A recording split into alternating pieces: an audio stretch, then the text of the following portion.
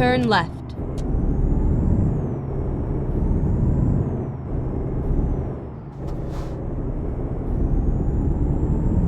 Turn left.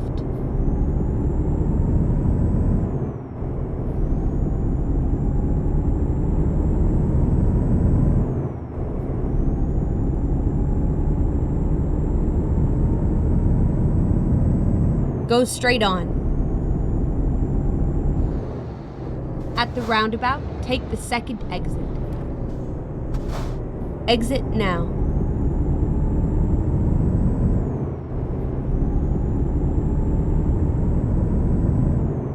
Go straight on.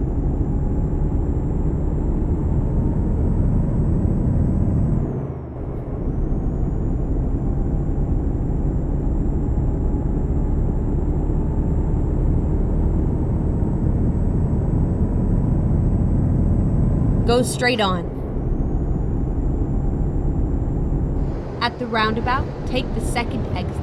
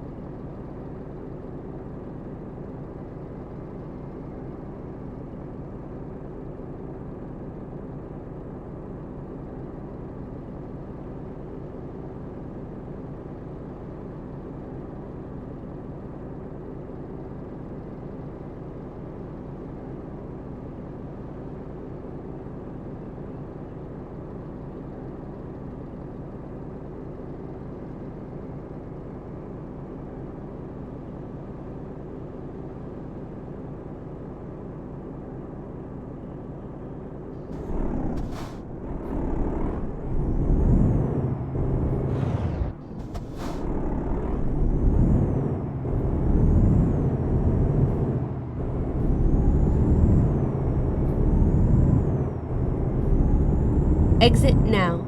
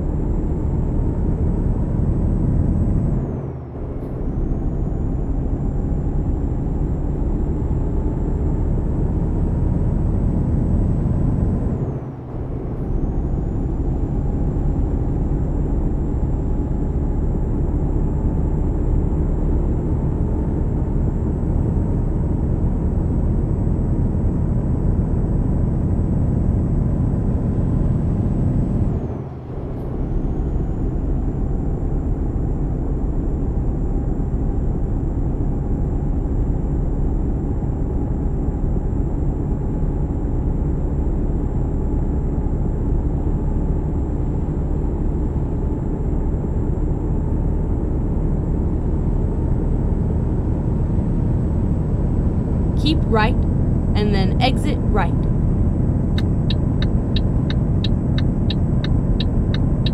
Exit right.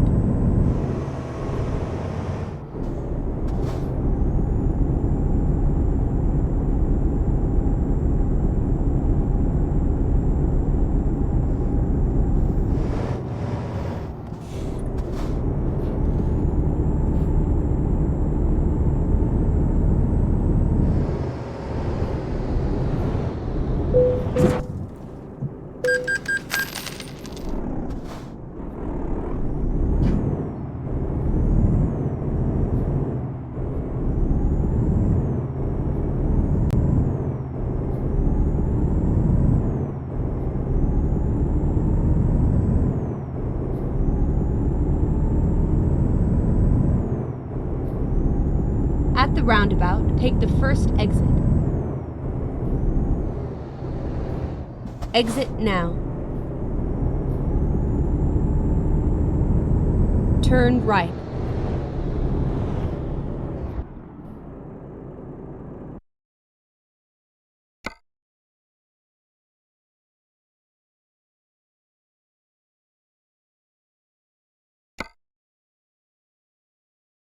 Ready to roll.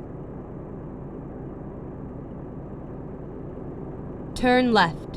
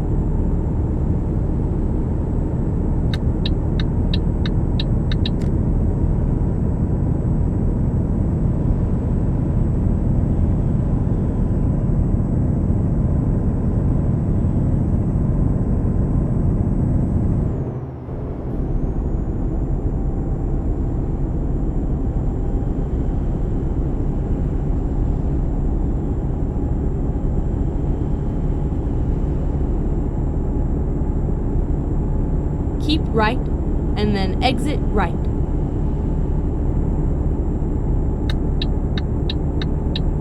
Exit right.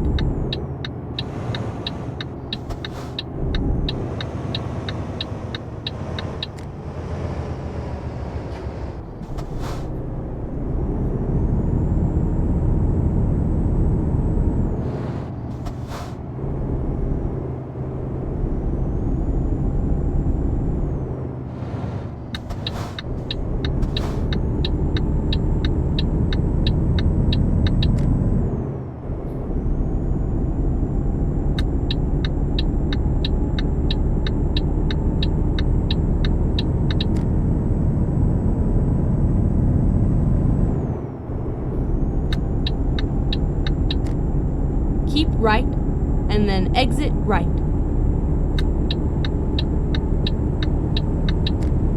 Exit right.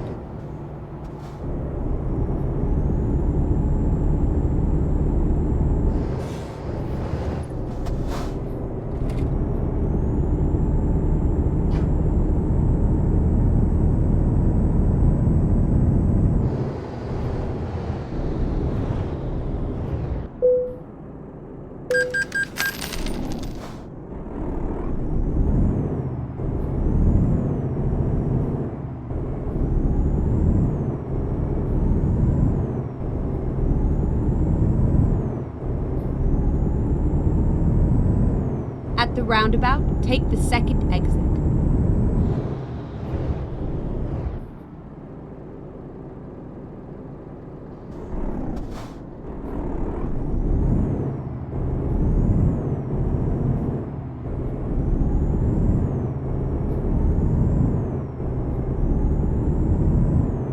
Exit now.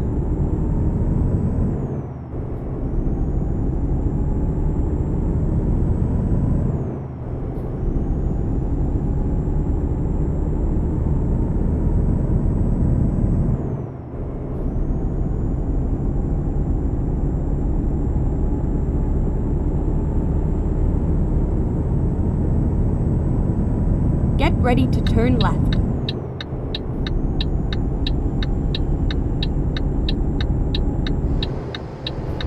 Turn left.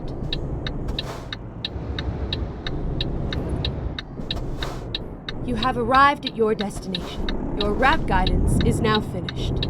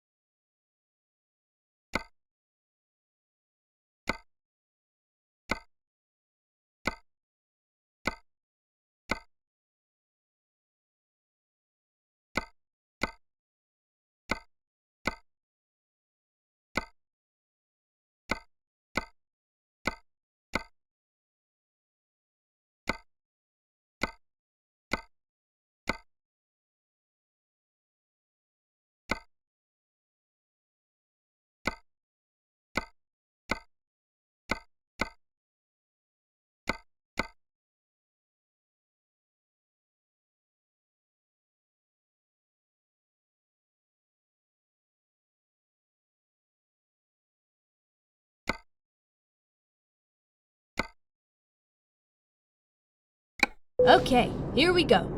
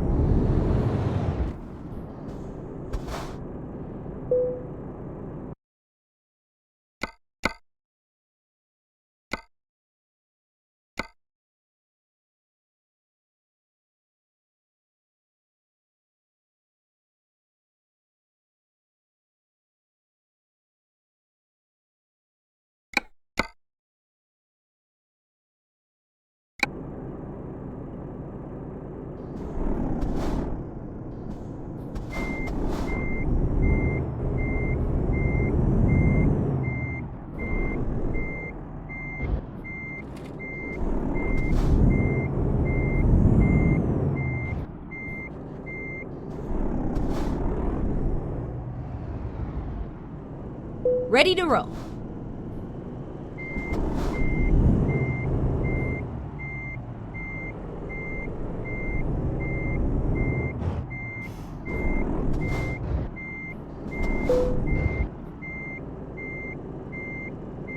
Let's do this.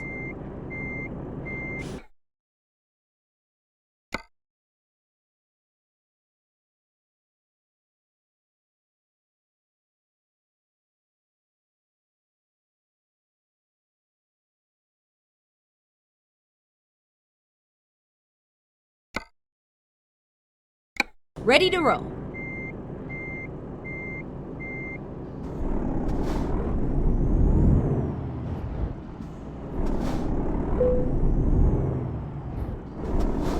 Turn right.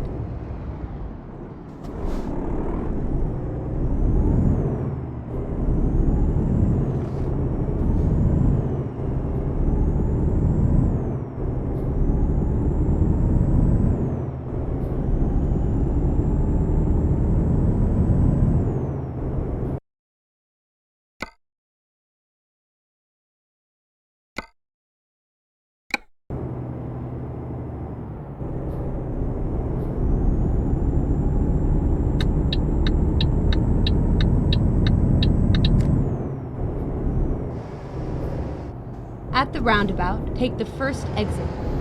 Exit now.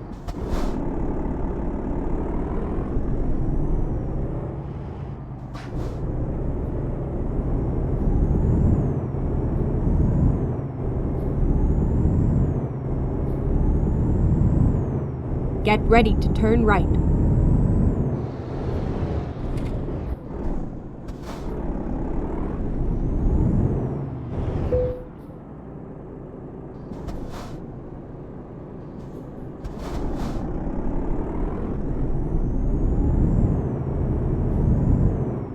Turn right.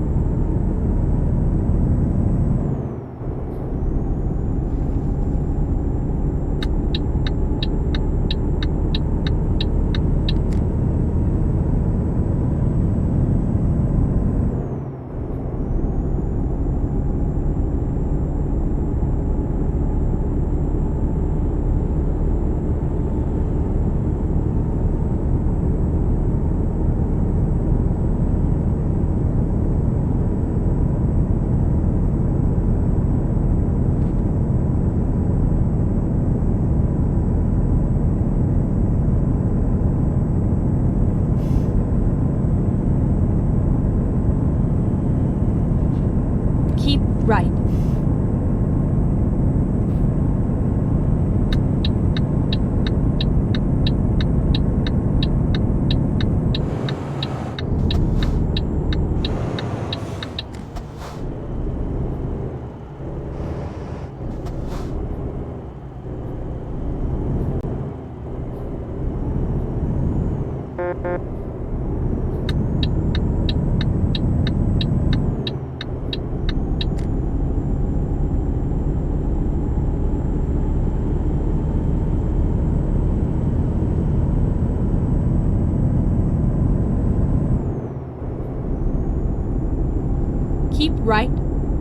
exit right.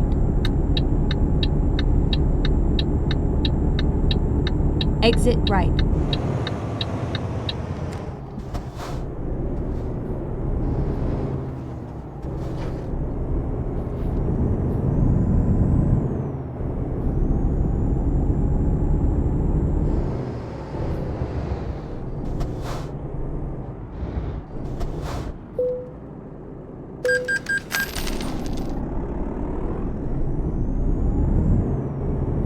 At the roundabout, take the third exit.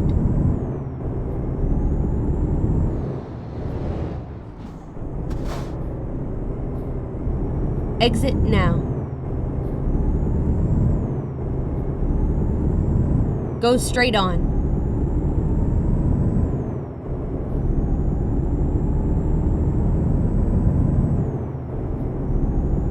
At the roundabout, take the first exit. Exit now. Get ready to turn left.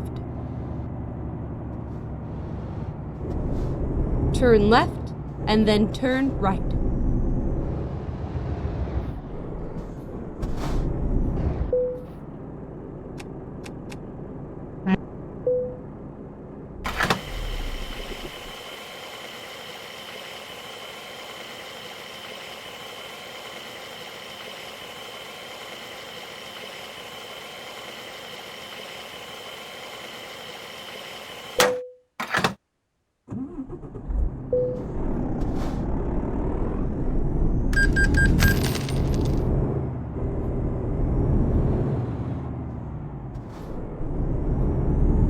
Rerouting.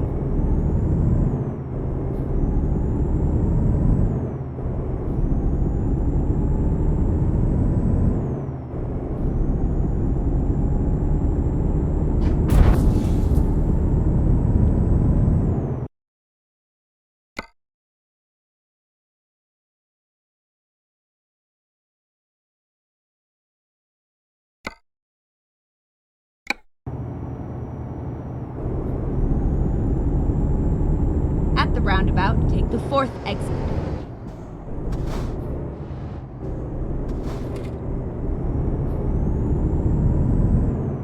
Exit now. Recomputing. Go straight on.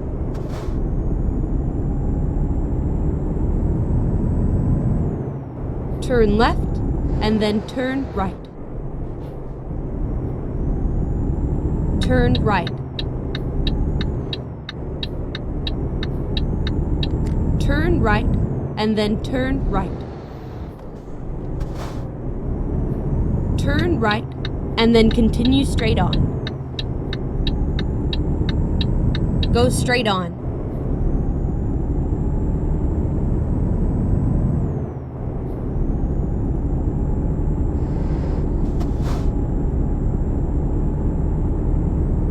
At the roundabout, take the first exit. Exit now.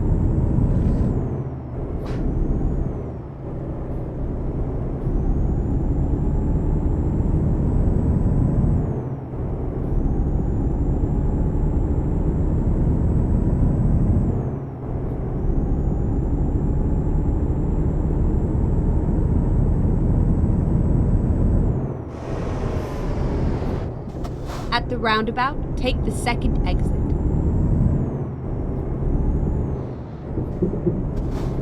Exit now. Go straight on.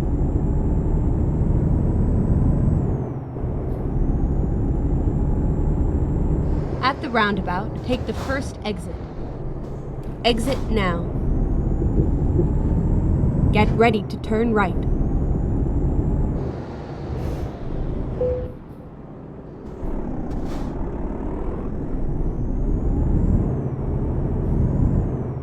Turn right.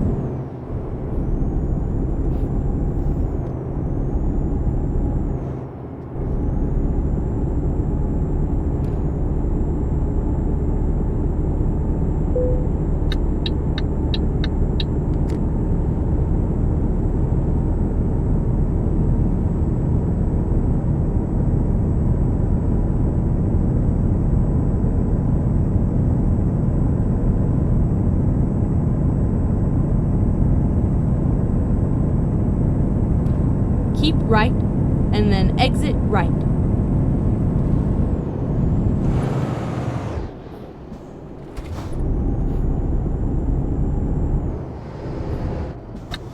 Exit right.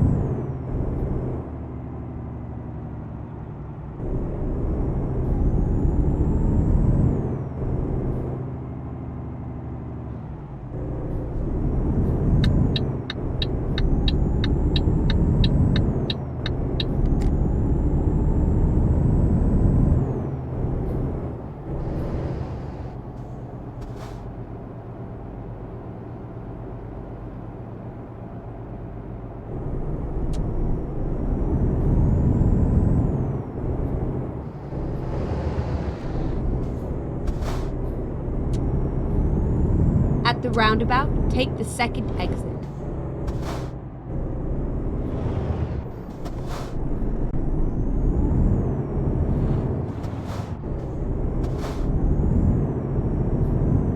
Exit now.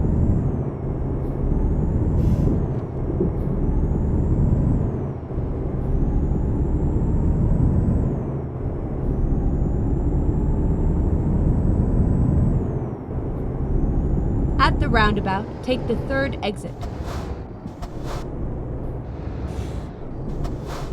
Exit now.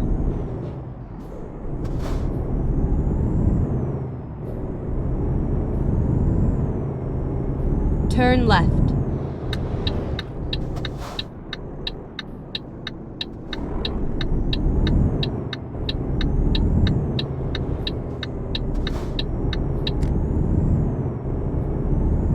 Get ready to turn right. Turn right.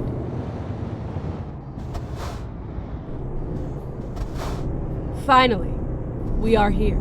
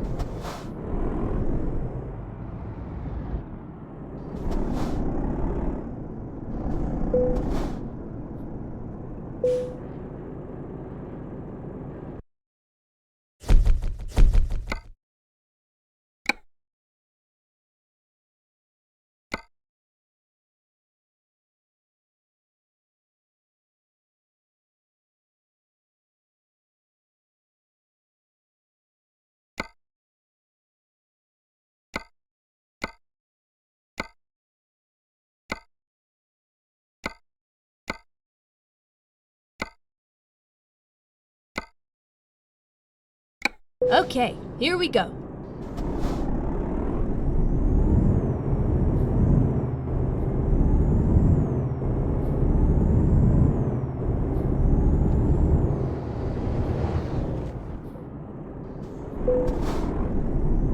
Turn left. Get ready to turn right. Turn right. At the roundabout, take the second exit. Rerouting. Turn left. It's all over now.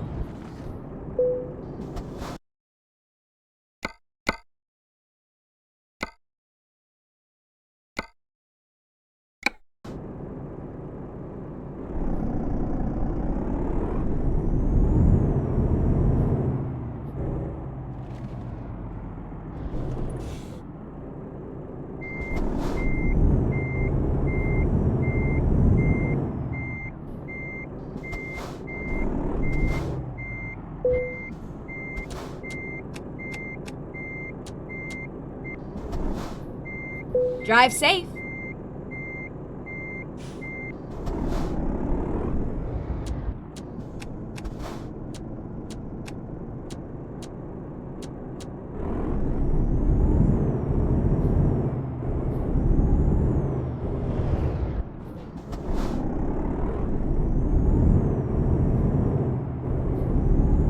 Turn right. Go straight on. At the roundabout, take the first exit. Exit now.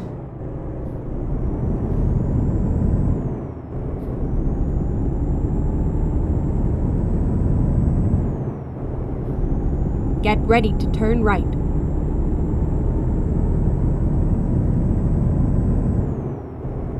Turn right.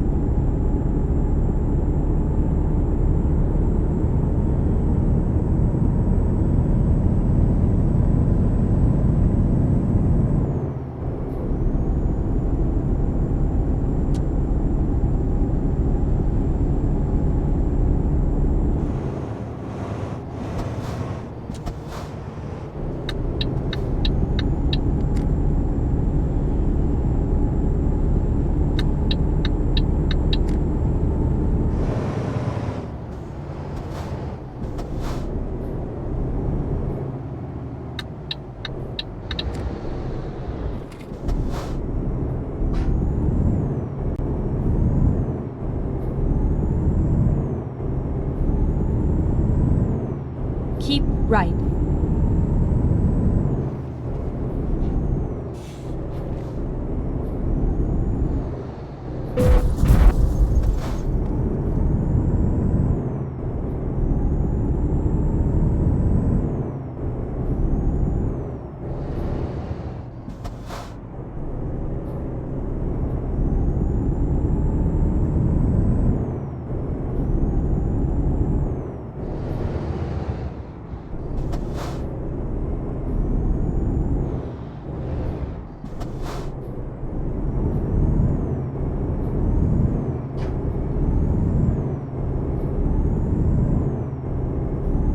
Get ready to turn right.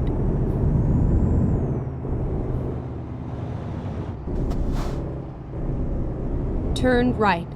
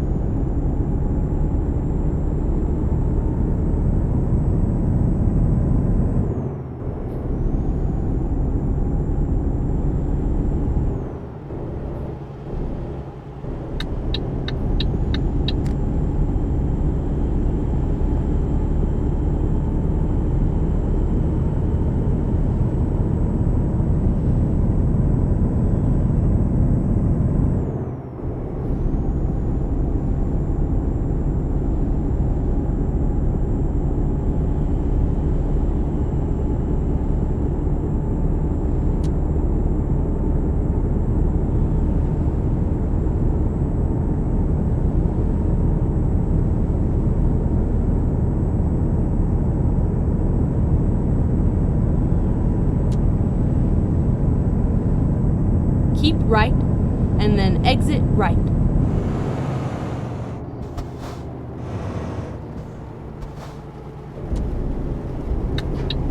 Exit right.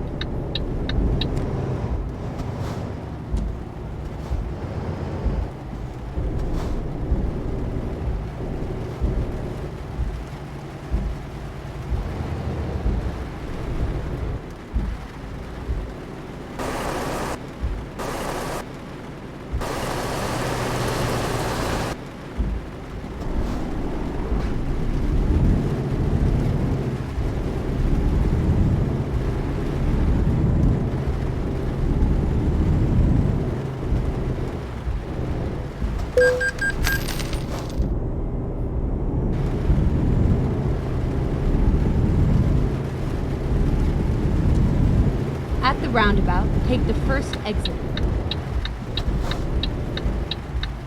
Exit now.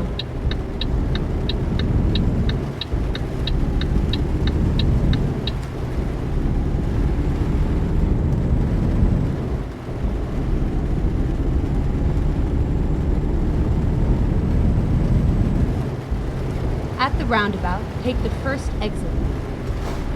Exit now.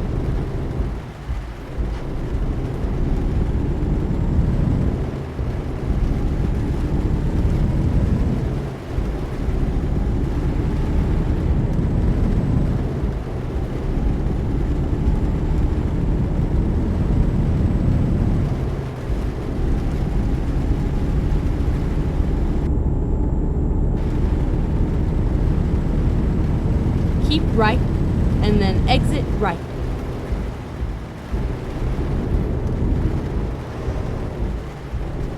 Exit right.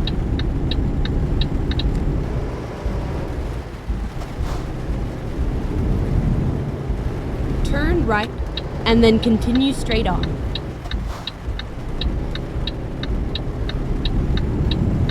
Go straight on, and then turn right. Turn right.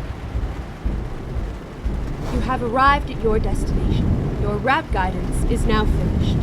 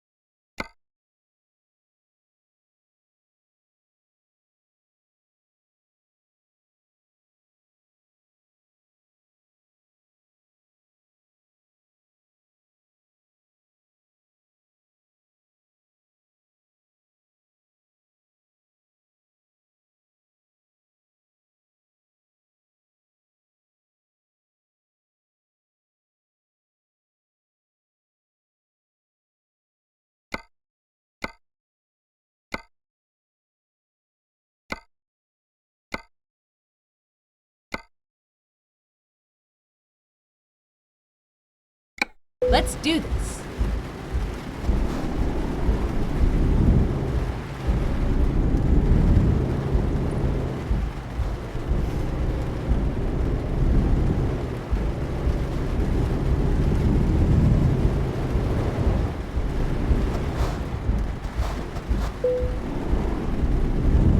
Turn left.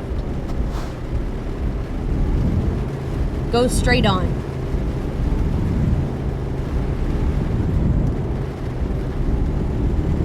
Turn right. Here we are, safe and sound.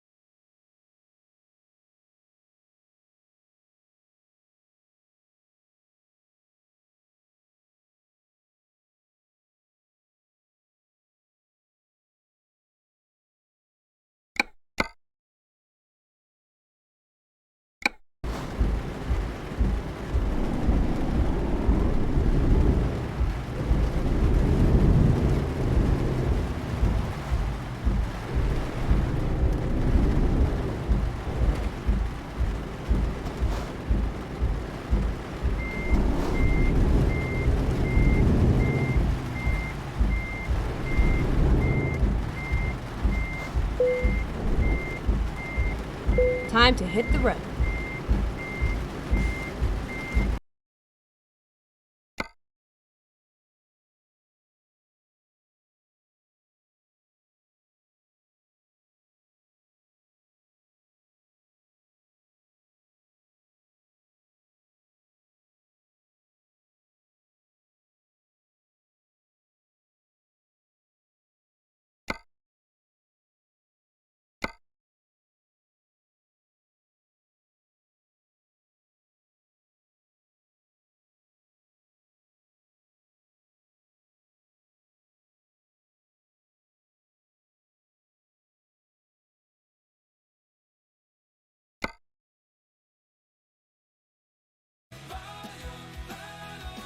Det man hører, er man selv. Nu er der radioavis. Klokken er 20. Politiet har truet med at lave adgangsforbud.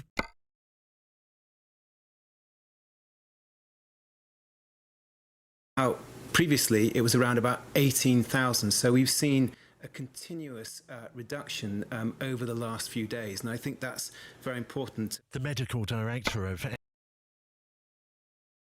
NHS England, Professor Stephen Powis, has said there's a Let's do bit of this. concern about a 3% increase in the number of cars on the roads. He warned it wouldn't take much for transmission of the virus to increase again, adding it was critical that people maintain the social distancing guidelines. Britain's biggest steel manufacturer, Tata, is seeking hundreds of millions of pounds worth of government funding Turn to help left. it through the coronavirus lockdown. The closure of car plants and the slowdown in the construction industry has seen demand collapse. Companies can currently apply for loans of up to £15 million. Go straight on. The Labour MP Stephen Kinnock, whose Amaravan constituency includes the Tata plant at Port Talbot, said the money would safeguard a vital industry. Steel underpins our whole economy. The cars we drive, the offices we work in, the homes we live in, the whole system for our manufacturing depends on steel. It is a strategic foundation industry. In Italy, a further 415 people have died after testing positive for COVID-19, the country's smallest daily Get ready increase to since turn March right. the 17th. The number of new infections was also the lowest for 5 days. The World Health Organization has warned countries Turn against right. using immunity passports to allow those who have had coronavirus to return to work and travel. Its experts said there was no evidence that those who had been infected would be immune from a second infection.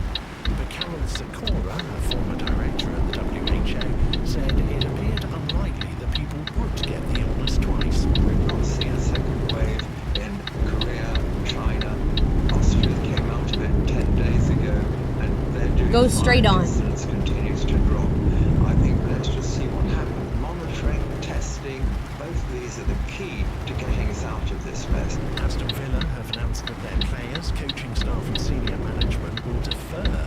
quarter of their salaries for 4 months to help the club through the coronavirus crisis. In a statement, Villa said non-playing staff would be paid in full and they would Turn right. job retention scheme.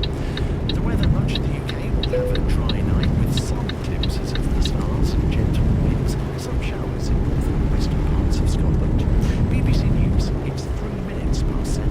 Available now on BBC Sounds. That Peter Crouch podcast. Boys, I love that we've stood straight back at it. Why not? In these times, we need to bring the podcast back. Every week, we're going to release 2 podcasts. One on Wednesday, which will be a lot of football. Fridays is going to be, hopefully, a big guest. It's simple Wednesdays and Fridays. Welcome back to that Peter Crouch podcast with me, Peter Crouch. Have you been practicing? I'm being trained on. Listen now on BBC Sounds. We are back stronger. Hello, here we go with a whole hour of entertainment with top international guests, during which... At the roundabout, take the third exit. Where I will stay in my spare bedroom and at the same time be speaking to top director Pablo Larraín, who's in Chile, and top movie star Gael Garcia Bernal, who's in Mexico. And somehow it all worked. I know it would work because we recorded it earlier, but boy, did it took every bit as long as you might imagine. Exit now. I have to confess that when I heard that you'd done the interview, I was really jealous. And then when I heard how you'd done the interview, I was kind of relieved. Well done. Congratulations for that. Tri-state, tri-country link up. Brilliantly done. Yeah, absolutely. No, absolutely. And At the other thing roundabout, is there was a take the power second outage exit. in Gael Garcia Bernal's block just before we were due to start. So he joins the Exit now. late. So it's the equivalent of every Zoom meeting that everyone has had since this whole thing started, and people arriving and people disappearing, and then I get messages saying someone has to go. And anyway, but we get to the heart of it. And do you remember Gael Garcia Bernal came on to talk about that fantastic movie No, about the Pinochet referendum, which was an amazing film. I thought it was terrific. Anyway, we didn't get much chance to discuss it. So in this hour, just to be absolutely clear, so you get that interview. Mark's going to review a whole bunch of new stuff. We have TV Movie of the Week, and we have lockdown correspondence as well. Before Mark does any reviews, here's Nico in North London. Dear good doctor and soothing nurse. Okay, it's day 23 of my own little battle with the nefarious one thing or another. I've been lucky to escape hospital, but fighting for breath, and I've been largely confined to my bed for almost 3 weeks. Aside from the museum lady here indoors, cinema has been the only salvation. I'm now up to film number 36 as I make my way through a list of previously unwatched movie recommendations, many of which have been collated from your good selves over the past 2 decades. The original RoboCop was a wickedly funny distraction, and it felt like a boa constrictor was tightening its grip on my lungs, and boyhood's sunny nostalgia punctured the gloom. Mind you, Nightcrawler was so tense, I had to pause the final chase scene to let my corona-strained heart settle back down. After so long in bed, a little melancholy was inevitable, but it was the discovery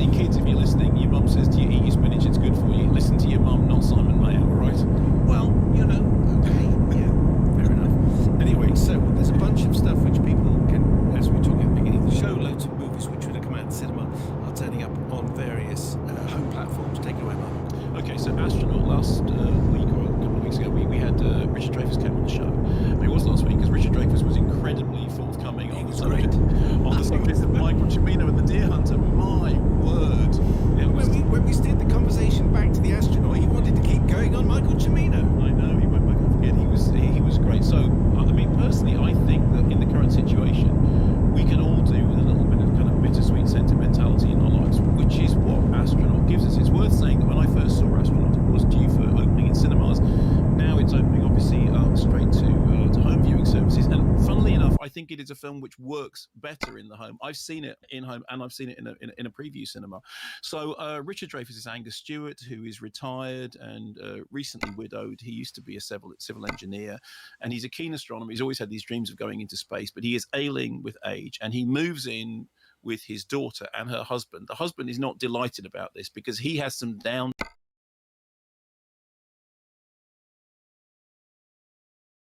Arctic adventure, an expedition to the North Pole. The pair securing funding for the trip by promising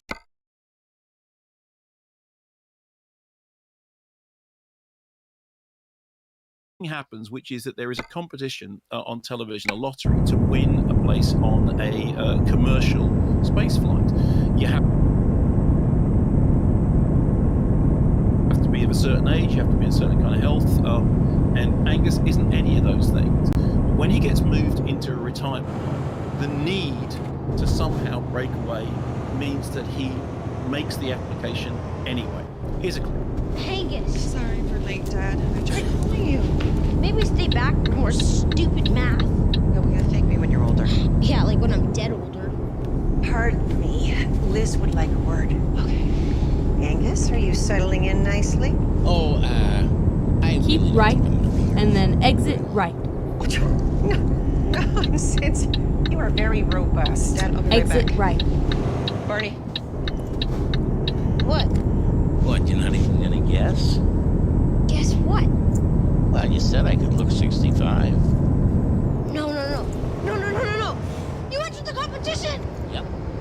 Oh my gosh, yes! So he's entered the competition, the lottery, to go on this commercial space flight. Clearly, there's no possible way that this can happen, but in the kind of wish fulfillment world of the film, he does at least get shortlisted. Now, it's very clear from the outset. At the roundabout, said this take last the week, second the film exit. doesn't have the budget to allow it, to do kind of great big grand space set pieces. Exit but it now. never, as far as I was concerned, it never wanted to do that. This is a down-to-earth story about somebody kind of coming to terms with aging and loneliness and life in a retirement home. And Richard Dreyfuss said that he thought that there was an echo here of the character Roy Neary. That he Get played in ready to Close turn Encounters. right. This is kind of what would have happened to Roy Neary if he hadn't got into the alien spaceship all those years ago in Close Encounters. I actually think this film is pretty decent. Turn right. And the reason I think so is because I think Richard Dreyfuss's performance is great. There are holes in the plot of the film that you could drive a bus through, and there are logical problems. Is it really likely that he could manage to get onto the shortlist just with a fake ID? It's very convenient that his particular area of expertise ties up so closely with something which may jeopardize the mission. Are any of these things credible? Well, no, but what I did believe in was Richard Dreyfuss's character, because I think that his performance, and I've now seen the film a couple of times, is really Get ready good. to I've turn seen it right. 3 times. I think his performance is really good. I think that what he manages to do is to cover over the gaps in the story, not least because there's a lot Turn of what he right. does that isn't to do with speaking. There is a scene in the retirement home when everyone's buzzing around him and everyone's talking, and he doesn't say anything at all, and he completely steals the scene because his silence speaks volumes. The film is, it's kind of saccharine, but it also has, this underlying current of melancholia, which I was really kind of won over by. And I Turn did right. believe his character, and because I believed in his character, because I believed in this idea of somebody who feels that maybe they never fulfilled their ambition, and somebody whose dreams are so obviously unfulfillable, suddenly finding themselves in this position when there is an outside ridiculous possibility that they might be fulfilled. I actually thought that worked rather well, and as I said, I've seen the film a few times now, and I have been charmed by it each time. I know that you feel differently about it, Simon, but it's available from streaming from Monday, and I thought actually, weirdly enough, and particularly at the time that we're in, everyone could do with a little bit of saccharine sweetness in their life, and this is what you get from that movie. I thought it was nice to hear that clip because it was again a reminder of what a great voice Richard Dreyfuss has got. And the one thing I do agree Keep with left, is that his and then performance turn makes left. the film watchable because he is wonderful, and the ability to be silent in a scene and still the scene is something that only Hollywood royalty can do. For me, the holes were pretty insurmountable. Here's a guy who looks 80. The very thought that he could get Finding away with a new getting on a route. show just by showing an ID is ludicrous. And the fact that he can get out the car and immediately spot that the runway is in trouble and the most wealthy man in the world with all his engineering stuff didn't spot that. It just seemed to me ridiculous. And I think Richard was when he was talking about the money last Turn week, right. the lack of money. I think that there are moments where, I mean, even the comet which you mentioned passing overhead looks so shonky. The Thunderbirds and those shows in the 60s did it so much better. So I didn't think the script was great. But what I agree with is he is brilliant and he makes it worth watching. And that's delightful. I just found that the holes were something that I disappeared down. The thing is, I don't disagree with you about the holes, and I think the film has a sort of fairly flat televisual quality, which is why I said I think it doesn't lose anything from not being seen in the cinema. In fact, for me, because it's a very, very modest film anyway, in its visual style and in its financing, I thought it seemed perfectly at home on television. But I have to say, I was charmed by it, and I thought Sheila MacLeod did a good job of telling his story, even around the shonkiness of all the other stories. Okay, so also out this week, We Summon the Darkness is out already. This came out on Monday, which is this sort of satirical horror film with the Fright Fest Presents label, set in the late 80s. Three young American women who we first meet traveling to a rock concert amid a spate of eye-catching news headlines about satanic murders. Johnny Knoxville is this fundamentalist preacher who's snaking voices on the radio and the television, warning about the dangers of devil rock and the devil signs, of which, of course, there are an awful lot at the rock concert. They meet up with a group of guys who are all drinking beer and seem to know an awful lot about the murders. Here's a clip. We're gonna go to our car. Thanks, guys. Come on, the night's young. Why don't we keep the party going? Depends on what you have in mind. Let's hit a bar. Couldn't be too hard to find Are out. you kidding me? There's no bars. There's like 7-Elevens and Dairy Queens. We could hang in the van? The van? Yeah. As Turn left. appealing as that. Why don't sounds just nice. give us 1 second. I'm just gonna.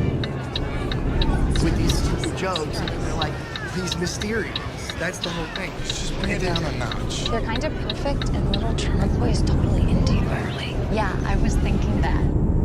So the implication is that at least one of the girls is a kind of newbie to this scene, and these guys, they know a lot about the murders, and so the film is setting you up in one way. Of course, what then happens is that it seems fairly generic, but it actually then goes about wrong-footing the audience. Now, I have to confess that when I watched it, and I watched it with my son, and who's also seen a lot of horror films, and I said, okay, here's what's going to happen, and I called it exactly right. The nice thing about the film is it doesn't matter, because what's fun about it is that although the twists of conventions, you can see them coming, it actually does it rather nicely. It's got its tongue firmly in its cheek all the way through. It's fun and entertaining to see the way it plays with conventions. It's very much a kind of film that you can imagine playing at a festival and playing to a horror crowd who understand all the riffs and the notes and the beats. But I actually thought it did it rather well. It's not earth-shattering or anything, but it's done with a degree of enthusiasm. And I think its heart is in the right place because the way in which it's attempting to play with conventions actually works rather well. It's called We Summon the Darkness, and it was available from Monday. However, if you're looking for something that is kind of doing something At really the roundabout, interesting take in the first exit. kind of horror, creepy Exit area, there's a now. new film called Sea Fever, which is available on digital HD and also on Blu-ray. This is the feature debut from Jesse Hardiman, who's a BAFTA award-winning writer-director. This is like an adventurous eco-chiller that plays out on a boat trawling the sea, the West Irish Sea, and there is a crew going fishing, and there is this research student who gets on board the boat because what she wants to do is to research sea anomalies. As soon as she gets on board the boat, her suspicions are raised about her presence, not only because she's a research student, but because she has red hair, which in sailing terms is apparently bad news. Here's a clip. Sonny, you haven't met Siobhan? Man? Well, she's pleased to meet you too, mate. Does the skipper know about this? Does now? A redhead. We've already spent her fee. I know, but we can't So you think the color of my hair is bad luck? Oh, there's 2 schools of thought on that. Well, I can't change what I am. Oh, I know, but maybe just not such a bad idea. the not such a bad idea is to put the hair under a hat. So anyway, the boat then goes out and there's an exclusion zone. The boat ends up in the exclusion zone and suddenly finds itself encountering a strange underwater parasite. What I really like about the film is this. On the one hand, it owes a certain atmospheric debt to things like Alien and The Thing. But it is definitely its own beast. It's a film in which there is not a huge amount of money. It's an international co-production. The cast is Danish, Scottish, English, and it's pulled funding together from Get ready to turn left. But it's a film that's based on ideas. And what I really liked about it turn left. That you got finely drawn characters and a properly thought out script that essentially only ever lets you know as much as the individual crew members Get ready to turn right. Research student know. And also the film quite accidentally moves into a kind of quarantine subplot, which is now, of course, striking a particular chord. I mean, that's obviously totally accidental, but the way in which it's done is it's done intelligently enough and smartly enough that you are drawn in, despite the fact that the special effects are fairly limited, but they're well done because they're inventive. The film itself relies on atmosphere and tension to cast its spell, to cast the net of its spell, which it does rather well. It's got a great eerie score by Christopher Franzen, which is kind of this ambient. The music almost sounds like the sound of the sea. There are a couple of jumps, there are a couple of moments of shocks, but it's not a kind of formulaic, quiet bang movie. Quite the opposite. What it is a film which creates these characters, creates this environment, sets up this thing that you understand completely, even though you don't understand what's going on, and then keeps you gripped. And I've now watched it a couple of times, and I have to say it's a perfect example of, if you make a film well and you make a film intelligently, the images stay with you. I was talking about this when I was just doing that rundown of the things that scared me the most.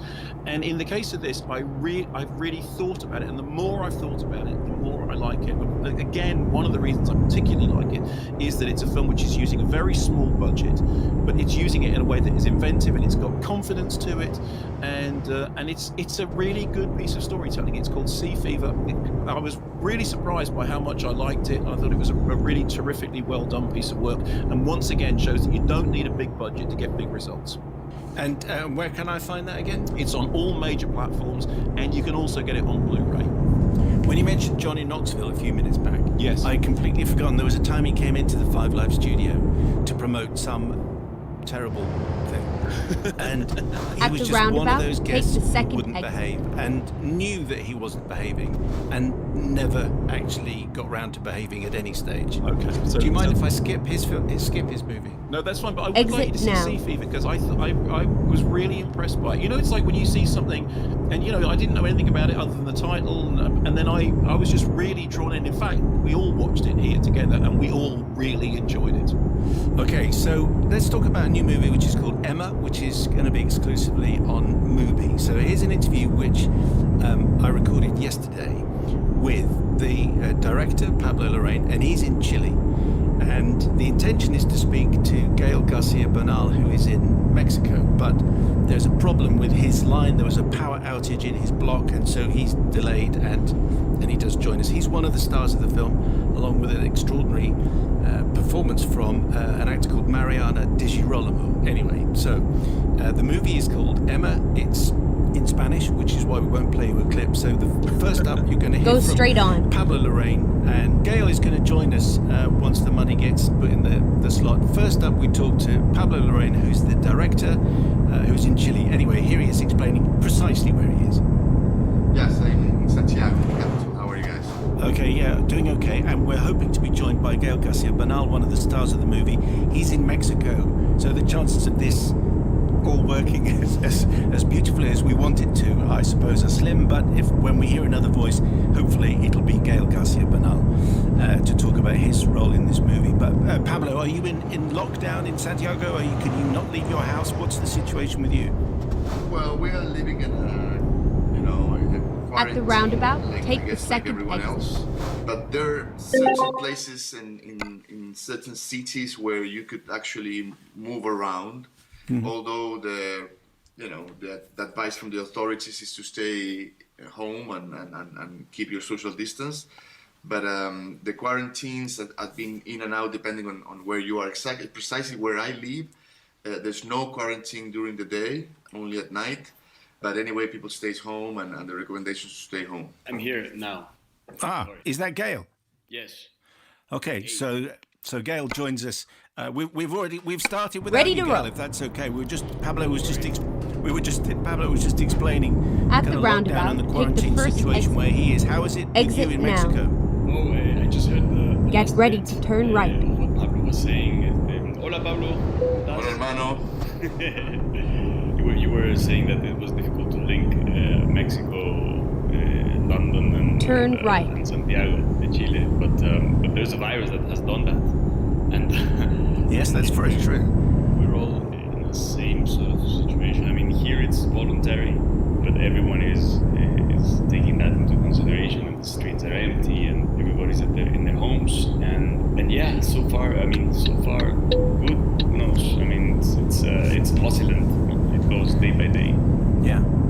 So, having established where we're all sitting, I haven't been out of my spare bedroom for 6 weeks, which is where I'm doing the program from. I want to talk about Emma, and actually, I just wanted to mention this quote to you, Keep Pablo, right, because this and then you exit probably saw right. this, and it might feel inappropriate. I hope it doesn't. But the Guardian newspaper here described your Exit movies, right. and I quote, and this was written last year.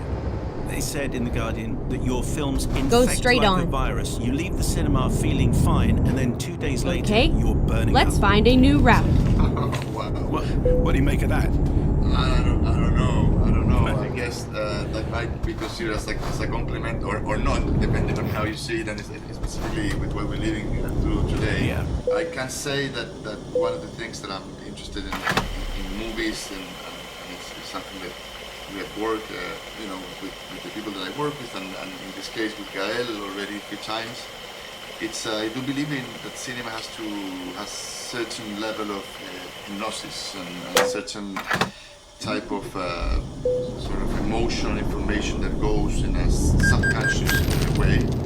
So if there's anything related to what I'm saying with what you just read, then I'm happy to hear it. It was certainly intended as a compliment, and I just mentioned it just because we're very familiar with that kind of language and those words just at the moment. But maybe it's best explained if we talk about Emma and we talk about your movie.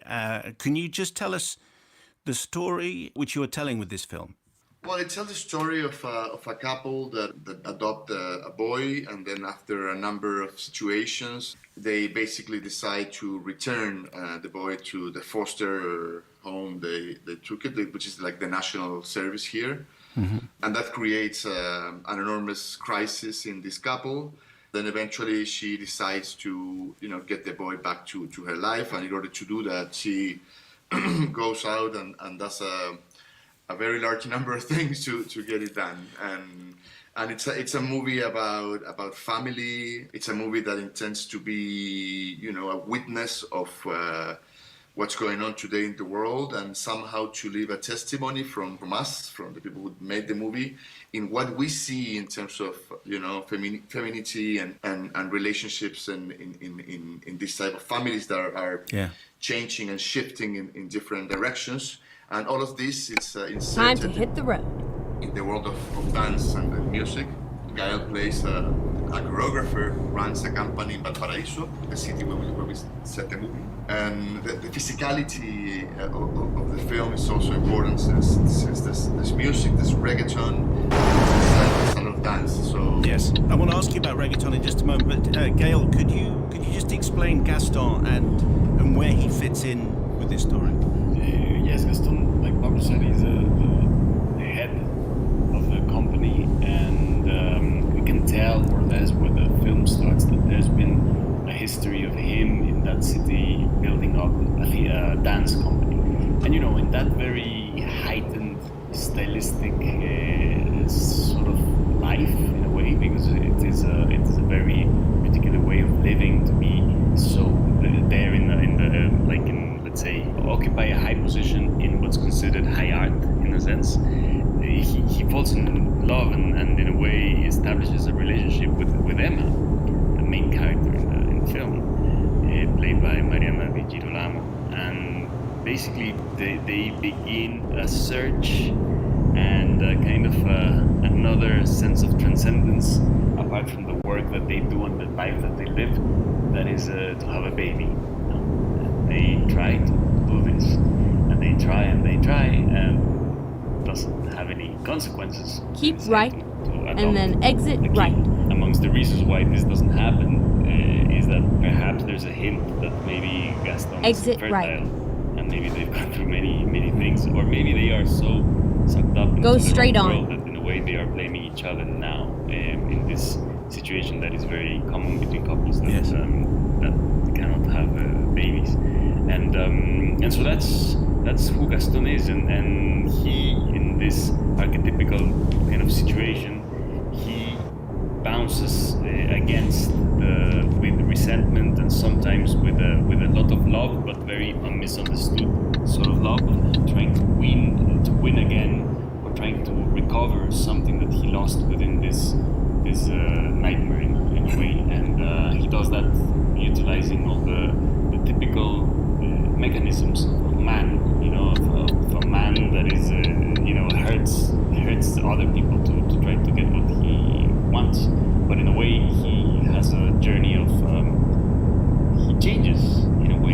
He understands something, and that's more or less the point that he is where he is in the film. Pablo, the film centres around the Emma of the title is this astonishing performance from Mariana Di Girolamo. Can you just explain how you came to cast her? Because she is, I suppose the correct word would be incendiary in more ways than one, but her performance is amazing. How did you cast her? I didn't really know her, and I saw her on a picture, and I thought she was very interesting, and then I realized that she was leading the cast of a show in the TV here that was very popular that I have not seen, and so I decided to meet her, just to meet her, to kind of know her.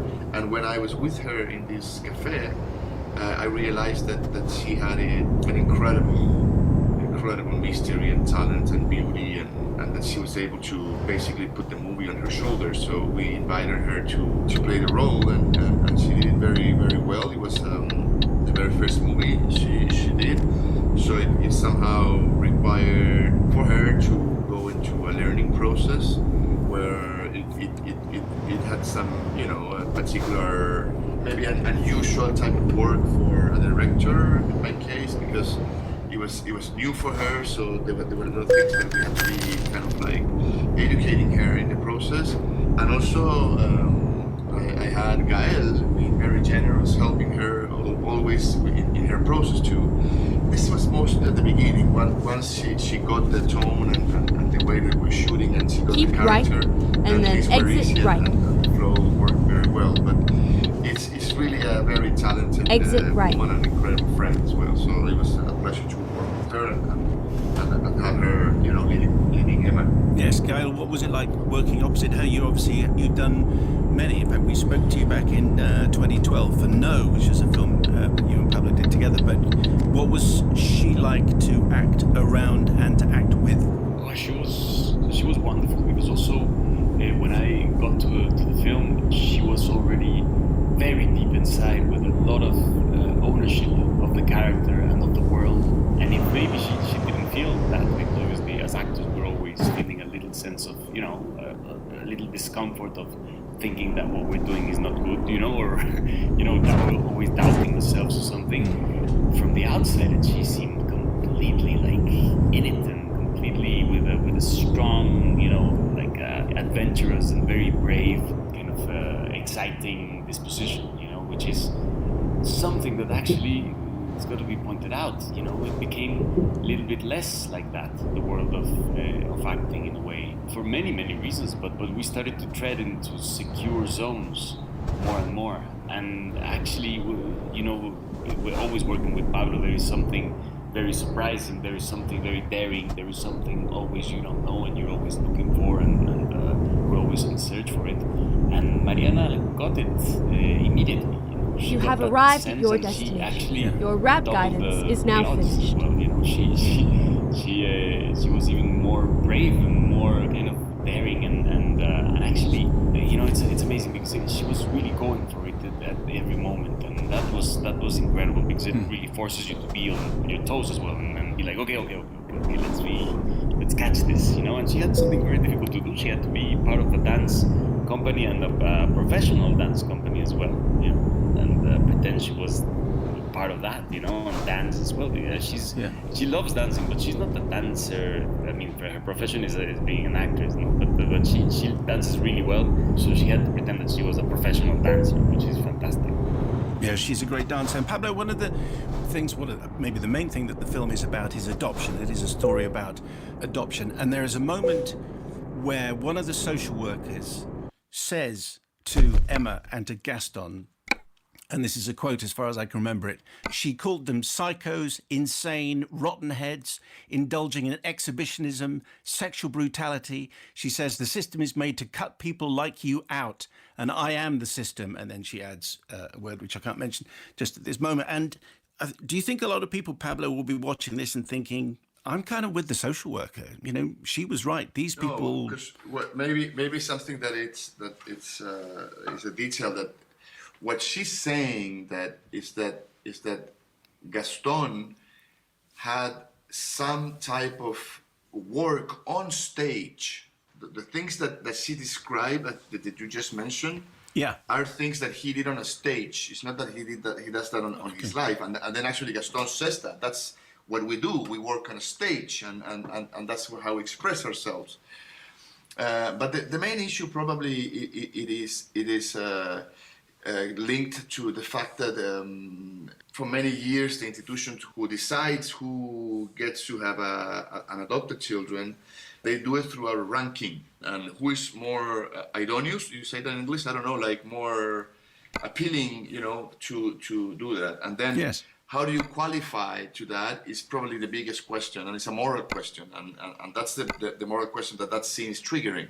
Who is the right person to be a father, and what are the I don't know, quote unquote papers that you have to be the ideal one, and then can a man who had been bisexual in his life be allowed to do that? What about homosexual parenting?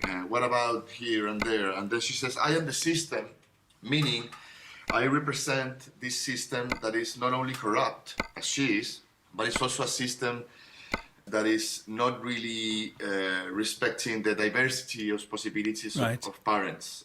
That's what I think the scene is. But I think that it's what we see. It's a couple that actually regrets to do what they do, and in a very unusual way, they get their life back in a way. And I think it's a moral problem that where you could probably say things in both sides and trigger those questions. I think is interesting for cinema and for the movie. Let's do this. Yes, we have literally 1 minute left.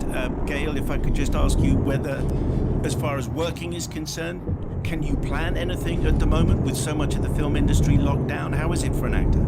Yes, well, the moment of not being able to, of being able to shoot, to be on a set, a film set, that is something that is completely and absolutely uncertain. At the same time, let's remember that most of the time that we spend is before shooting a film. Yes. No, most of the time that happens between preparing something is before shooting, before being on set. So in a way, there's plenty of things to do, and there's plenty of things to prepare, and that reflection is going to lead into some interesting, really actually daring tangents and questions, and it's going to be very, it's going to be fascinating, whatever artistic free expression exists after this whole thing. Who knows when it's going to happen, but being ourselves busy and watching the plants grow. Yeah. Is that the same with you, Pablo?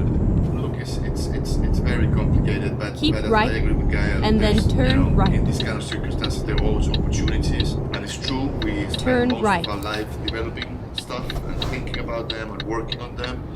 So this has been times to do that and to think, to create, and probably all this is going to change the way we do things forever. So I bet that whatever material get ready to turn left with after this, it would be different, and then that's something very interesting, I'm sure.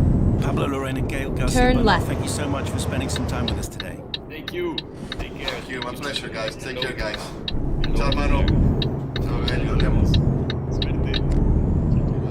So Pablo Larraín, the director, Get and ready to Gael turn Garcia left. Bernal, one of the stars of the movie Emma, which, as I said, is exclusive to movie. And it was one of those, I mean, it's difficult enough Turn just left. me and Mark talking to each other, and we're just, you know, a couple hundred miles away. But Finally, the idea of getting we are here. a three-way conversation between London, Mexico, and Chile, I just didn't think would happen. It nearly didn't, but it did in the end. We're going to do a main review of Emma next week, but it's a very interesting and stylish picture, Mark. Well, I mean, it's not just remarkable that you managed to do that interview in 3 different places, but also you managed to do that interview about a film which is quite bamboozling. In fact, I have to say, during that interview, when they were talking about the fact that you used that analogy about somebody saying that his films were viral, that kind of they work on you later on. So I saw Emma yesterday, and I have to confess, when I was watching it, I mean, I've said this before, I love dance, but I'm not fully understanding of the grammar of dance, and an awful lot of the storytelling in the film is through the dance. And at the time I was watching it, I was kind of quite wrong-footed by it, and I wasn't really sure, how to take the plot and how to take the story. And then the next day, but today, I woke up and I was thinking about it, and the film was starting to kind of ferment.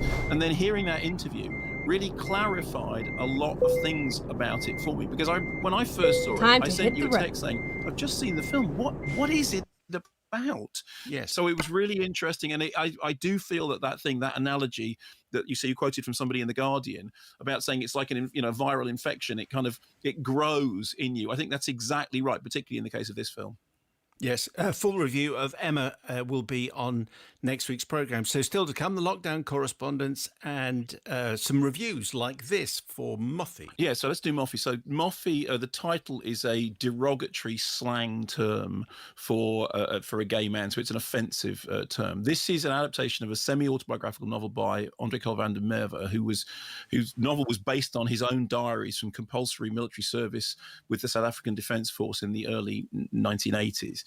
And like Kubrick's Full Metal Jacket, to some extent, there are 2 segments. There's one segment in which we see these new recruits taken and basically brutalized into being this kind of macho conformist group in which they are all constantly kind of yelled at and shouted at, and any weakness is exposed, and any sense of not being macho, of not being a manly man, of not being kind of straight down the line heterosexual kind of guy is absolutely kind of stamped upon horribly. And then the second section Turn left. is actually during active service. There was an interview with the director who said that the film is quote, an examination of shame again amongst a generation of men who were being militarized. And I think the film itself is this kind of very powerful examination of male toxicity, masculinity, homophobia, racism, institutionalization, that sort of thing, which makes it sound very tough going. Actually, the film itself is much more of an intriguing watch than that. There is a tenderness in there, not least because there's some very fine camera work by Jamie Ramsey, which is very intimate, which kind of draws you into the drama. Very fine work from the ensemble cast. Get ready to turn right. Sort of really giving it their all, because it seems like a kind of real labor of love. The music is very interesting. I have to say, occasionally there were times that I thought the music was somewhat overpowering, because the music is doing an awful lot of kind of disorientating work, doing some of the kind of telling you about the alienation of the characters, the way these things don't fit together, sometimes pastiche, sometimes kind of caricature. Occasionally, I don't feel this very often, occasionally I thought what I wanted was for the music to back off a little bit, but the music is definitely something that is drawing you into the drama. As I said, it's an unforgiving world, it's a harsh story, but it's told with real tenderness. Turn right. Moffy, and it's available on Curzon Home Cinema. I should have mentioned, are we going to finish with the Tom Hanks moment? Of course we're going to finish with the Tom Hanks moment, because we're going to do that every single week while this situation carries on, because he's our leader and that's who we need to hear from. TV Movie of the Week. This is where we post what we think are the best movies on free subscription, free television, on our socials, and then Mark picks a whole bunch from the list. And then this week's exit offerings include Lincoln, Get Out, The Life and Death of Colonel Plimp, and The Borderlands. Damien Allen says The Borderlands is such a brilliant found footage horror movie. It's so creepy intense, and that ending is a stunner. Ben Oram, Inferno is not one of Argento's best, but it is still worth watching. Yes, the plot makes little sense. However, there is some beautiful cinematography and genuinely tense, haunting set set pieces. Nice Keith Emerson prog rock. Score 2. Dylan says God's Own Country, a beautiful touching film with both leads in amazing form. Wimbledon Film Club together say things to come, if only for yet another fantastic performance from Isabelle Huppert. Mr. Shotput, everyone's calling themselves weird things. Things to come, please. If there was a film that embodied the concept of everything will be alright in the end, it is this. Isabelle Huppert is remarkable as the lead, who keeps moving forward despite the challenges that are thrown at her. And finally, Robin Gellert, Get Out, still sends me shivers from the sunken place. That said, it's hardly appropriate public health advice, but with one thing and another, is it? No, you can't say Get Out to anybody. So I'll choose Lincoln. What are our TV movies of the week? I've chosen a whole bunch because it's a great selection and because obviously TV movies are something we're all watching. So obviously Borderlands, I'm mentioning that because that's on 10 past midnight Sunday on Big 2, and as I said when I first reviewed it, there are things in Borderlands that really creep me out. Love and Mercy is something which nobody's flagged up here, which I thought was a really, really wonderful film. Sadly, in the too little scene, that is on Saturday on the BBC Keep 2, right, and it's really worth and then watching. exit right. If you're a music fan, if you're interested in Brian Wilson, Beach Boys, I just thought that was a terrific piece of work. Get Out, not least because so many people tweeted to say, yes, I'd absolutely love to, but I can't. Life and Death of Colonel Blimp, the good lady Professor Herindor's, it was her birthday last week, and we watched Matter of Life and Death, and we said, okay, let's just do a Powell and Pressburger season. So in fact, we're about to watch that anyway, so it's coming up on television on midday on Sunday, BBC 2. Elephant Man, I talked about, it's just come out on a collector's edition Blu-ray set, but it is also on television at 10:30 at night on Sunday on BBC 1. Things to come because the great Isabelle Huppert, that's Monday on Channel 4, 11:10 in the morning, and finally God's Own Country, directed by Francis Lee, 11:05 at midnight on Monday on Film 4. It is remarkable how many great films you can watch on subscription-free television this week. Thank heaven for it. TV movie of the week, so bad they're bad. We post warnings about the worst films on subscription-free television as well. Also on our social channels, which are very busy. Spencer Pritchard says, I'm going for Taken 3, if just for the fence jump with 14 camera cuts in under 10 seconds. Jake Armistead, Taken 3 is only worth the watch for the hilariously bad police car chase, which defies physics and logic in equal measure. David Langley, does his kid get kidnapped in Taken 3? Surely by that stage his parenting skills really should be investigated by the authorities. Daniel Gaze, Chronicles of Riddick on this list, unappreciated genius, more like, how very dare you. Finally, Aidan Sansom, I'm tempted to choose Chronicles of Riddick as it's an unmitigated turkey. However, it spawned one of the most incredible and underrated video games in history, Escape from Butcher Bay, and I'll forever be grateful for that. Well, bearing that in mind, obviously, what is the TV movie of the week so bad it's bad? Well, I am going to go for Taken 3. If you remember when I reviewed this, I said one of the most remarkable things about it is Forrest Whitaker doing characterful things with donuts and a rubber band. They took his daughter, they took his ex-wife, they took him. Now they're going to take his daughter. Didn't they do that already? It is just like, yeah, really, again, seriously, keep right, no. And then exit you can avoid right. Taken 3 at 9 at night on Saturday on Film 4, and please follow that advice. Okay, so still to come, lockdown Exit correspondence right. and our Tom Hanks moment. Another review, Mark. Yeah, so this is a film on Netflix, Extraction, which is a thriller starring Chris Hemsworth, originally called Dakar, adapted from the graphic novel, loosely adapted from the graphic novel Ciudad. Chris Hemsworth is this kind of world-weary mercenary, essentially. He's enlisted to rescue the kidnapped son of a crime lord, and to do this he must extract the son, and to do that he must kill a frankly staggering number of people with guns, knives, bombs, boots, whatever comes to hand. That's what he does, and he's very good at it. But because obviously this is a characterful drama, he is also haunted. He's haunted by the image of a child in his past, and so therefore he has something approaching a death wish. So although there's all this action, all this chaos, and all this carnage going on, there is something else darker in his past, and a bond starts to form between him and the young lad that he has rescued. Here's a clip. What were you going to ask me? If you were always this way, brave. I'm not brave, man. Of course you are. You rescue people. Yes, sometimes. Sometimes I do other things. Like killing people. my father. He killed people too. Sometimes I would sit with him at dinner, look at him and think, he just killed somebody else's father that day. And I'd feel sick.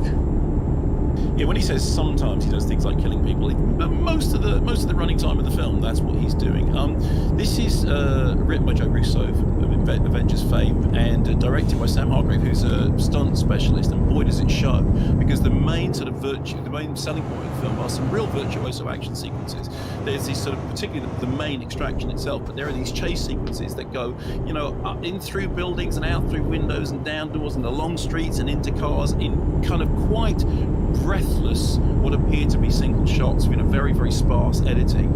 And those sequences are really, really kind of well executed. I mean, they are told by somebody who understands the extraordinary logistics of action sequences. And during those sequences, keep right, you kind of and then exit right. The essential emptiness of the film itself, because in the end, exit right. The film itself, the story is very throwaway, and the characterizations are very thumbnail, and the kind of backstory is pretty perfunctory, and there's darkness and there's suffering in here, but therefore I must, run around and do a lot of bad stuff. Not so much, but the sheer orchestration of some of the action set pieces really is quite breathtaking. And there was this one particular sequence in it in which I thought, okay, it's a car chase going through really, really sort of cramped streets. It was making me think of The French Connection. And believe me, I don't think of The French Connection lightly. So there are some very well orchestrated action set pieces. Not a whole bunch else. Okay, and that's on Netflix. Yes, that's Extraction, and that's on Netflix. Okay, still to come, Tom Hanks moment, just to wind everything down before we finish. Next, our lockdown correspondence. Thank you very much indeed for taking part.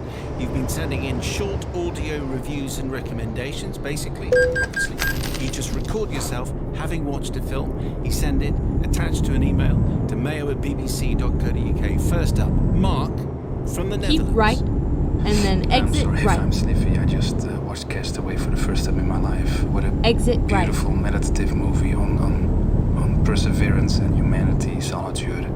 Perfect movie for these times. Great final act. And I never thought I'd cry so hard over a volleyball. Do you think he was acting, Mark from the Netherlands, about the sniffiness? Get ready to turn think he right. Sounded like he was. I mean, I'm a sucker for that, but I thought he sounded like he was actually very, very moved. Turn and how right. lovely, incidentally, that I'm going to assume for the purposes of this that he wasn't acting, because I'm not William Hurt in broadcasting. How lovely that he immediately did the recording straight after the film while still moved. Top marks. Thank you very much, Steve. Mark. Here's Anthony in the San Francisco Bay Area. Exit. Hello, gentlemen. We just watched Apollo 13 after dinner tonight while quarantining. My wife and I had seen it before, of course. Exit my two now. 20-something daughters for the first time. What a great show to watch in a time like this. Renews your faith in human ingenuity, gives you a sense of what we can do when we all pull together. Great film. Thank you, Tom Hanks, Bill Paxton, Kevin Bacon, for making it. Thank you, Anthony, in the San Francisco Bay Area. We should say you don't have to watch a Tom Hanks movie, because both movies so far have been Tom Hanks films. But Anthony, thank you very much indeed for sending that. Next, Rashita and James. We've just watched Sholay. This is the second time I've watched Sholay. I am Indian, so it perhaps means something different to me. But this is James's first time watching Sholay. What did you think, James? The main thing for me is just how there's so many different elements to it, and you've got musical numbers and action and romance and very broad comedy too. So it's a really exciting, fun film. Definitely recommended. Yeah. Now the trouble there was that James was way too back. He was like in another room. So Rashida, we can hear you fine, but it was like James he either needs his own microphone or just bring him in to the conversation. You know what's lovely about these things, Simon, is that there are people, doing this, watching films, then giving us these responses, and then afterwards you give them like a little, some broadcasting tips. Keep right, and let's then bear exit in mind, right. there is nobody more qualified to give broadcasting tips with a microphone the size of your microphone. Clearly, you people have. I mean, Exit not everybody has a microphone the size of Apollo 13 in their front room. That's true. Anyway, that's our first non-Tom Hanks film to be reviewed. Rashita, thank you very much indeed. And James, thanks. It was really nice to hear from you as well. Next up is Hoda from Wimbledon. I just watched McCabe and Mrs. Miller, a 1971 Western classic. This is not a genre I normally watch, and I was pleasantly surprised by how much I enjoyed it. The score by Leonard Cohen is beautiful and gives the movie an unexpected gentleness, and I thoroughly recommend it. Thank you, Hoda. Next up on our lockdown correspondent list this week, Alex, who's from Limehouse. Thought I should finally watch The Exorcist, given that Mark can't stop banging on about it. I was alone at night in the dark. Don't really see what all the fuss is about. Maybe it's a bit dated. You just say a few words, it goes away. I mean, it's no Paranormal Activity, is it? Mark? Well, I'm just not even going to rise to that, am I? I mean, it's... Look, here's the thing. It's a bit dated now. It's a bit dated, yeah. I was going to say about McCabe and Mrs. Miller, there's an awful lot of rain in that film. Look, I know more than anybody that The Exorcist doesn't work for everybody. But when people say, you know, I mean, I understood that was a, you know, I understood there was a joke in there about, you know, it's no Paranormal Activity. The thing I would say is, it's one thing watching it in your home. It's another thing seeing it at the Classic in Hendon in the 1970s when nuns are sprinkling holy water on you as you go in. The Exorcist is dated because it was made pre-digital, but I don't think there's anything that's dated about the themes and the execution of that drama, but obviously other opinions are available. They're just rubbish. And to be honest, saying something is dated, it needs another line. I mean, I know we're not giving you very much time, but it's a bit like saying the sound on Blueberry Hill by Fats Domino, it sounds a little dated, which the answer is yes, it does, and it doesn't detract at all. From those early Elvis Sun recordings, they're just not even stereo. And can I just say, so first, point number one, we love getting all these lockdown correspondence. But point number two, we will critique your microphone technique and the content, but don't let that put you off by any means. And it also, as if it needed emphasising, the international nature of everyone listening. So our final lockdown correspondent, Kristen Engel from Pittsburgh, Pennsylvania. I just finished System Crasher. Got a bit of a wobbly voice here. The movie is superb. It is a show don't tell film. The cinematography is wonderful. Dialogue crisp and clean, and truly a wonderful film. It made me cry. There you go. There's another listener who's still emotionally overcome whilst recording her lockdown correspondence. Well, if you're going to be emotionally overcome by anything, System Crasher is the thing to do it. I mean, I reviewed it on the programme here just a week or so ago, and it is really overpowering because it drags you right into the world of its central protagonist, not least because the cinematography is so visceral, so kinetic. And again, terrific to hear the emotion in somebody's voice. Yeah. That's exactly what we want from a lobby correspondent. You come, straight out of watching it, straight out of your living room into the kitchen, and you do it like that. Keep right, and just record then exit right, and send it to mayo@bbc.co.uk. Whether you've got exit a good mic or a really rubbish mic, it doesn't really matter. Before we finish, we have to have our Tom Hanks moment together, where we all hold hands and light candles. Paul DeForest sends in an email. Simon and Mark, recently watching The Green Mile, I was deeply affected by the relationship between the characters John Coffey and Paul Edgecombe, perhaps the ultimate good man role mastered by Tom Hanks. Watching his trust grow stronger during every conversation and interaction with the giant Mr. Coffey was a pleasure. I had forgotten the power and emotion of the final two scenes. Take the second One of the two is a conversation the night before the execution. What begins as Paul entering John's cell to ask if there is a final meal he would like to have turns into a plea of how to properly go about this dire strait. What Mr. Coffey goes on to express is so real and so meaningful, I simply can't describe it. Both actors are quite fantastic in this scene. The cruel reality of the situation is what makes the decisions of Hanks' character so beautiful and impactful. Both characters are examples of inspiring good men, and in that last moment together, both at the roundabout, bring out the take best the third exit. On the day of my judgment before God, and he asks me why did I exit now kill one of his true men. ready to turn left. That it was my job. It was my job. Turn left. You tell God the Father it was a kindness you done. I know you're hurting and worried. I can feel it on you. But you ought to quit on it now. I want it to be over and done with. I do.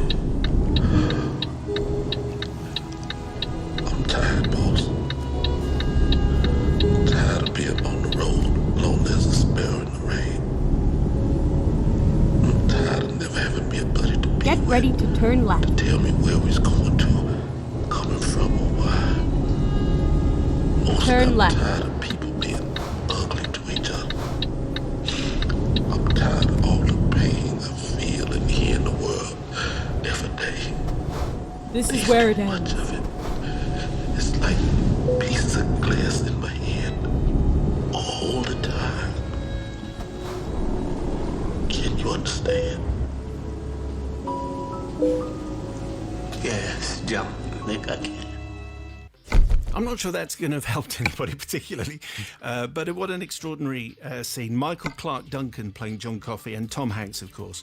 And that's been our Tom Hanks moment to sign off with. This has been a Something Else production for BBC Radio 5 Live. Mark, your film of the week. I'm going to go for Sea Fever. Mark, thank you very much indeed. The podcast will be available shortly with all kinds of extra bits and pieces, and we'll be back next week.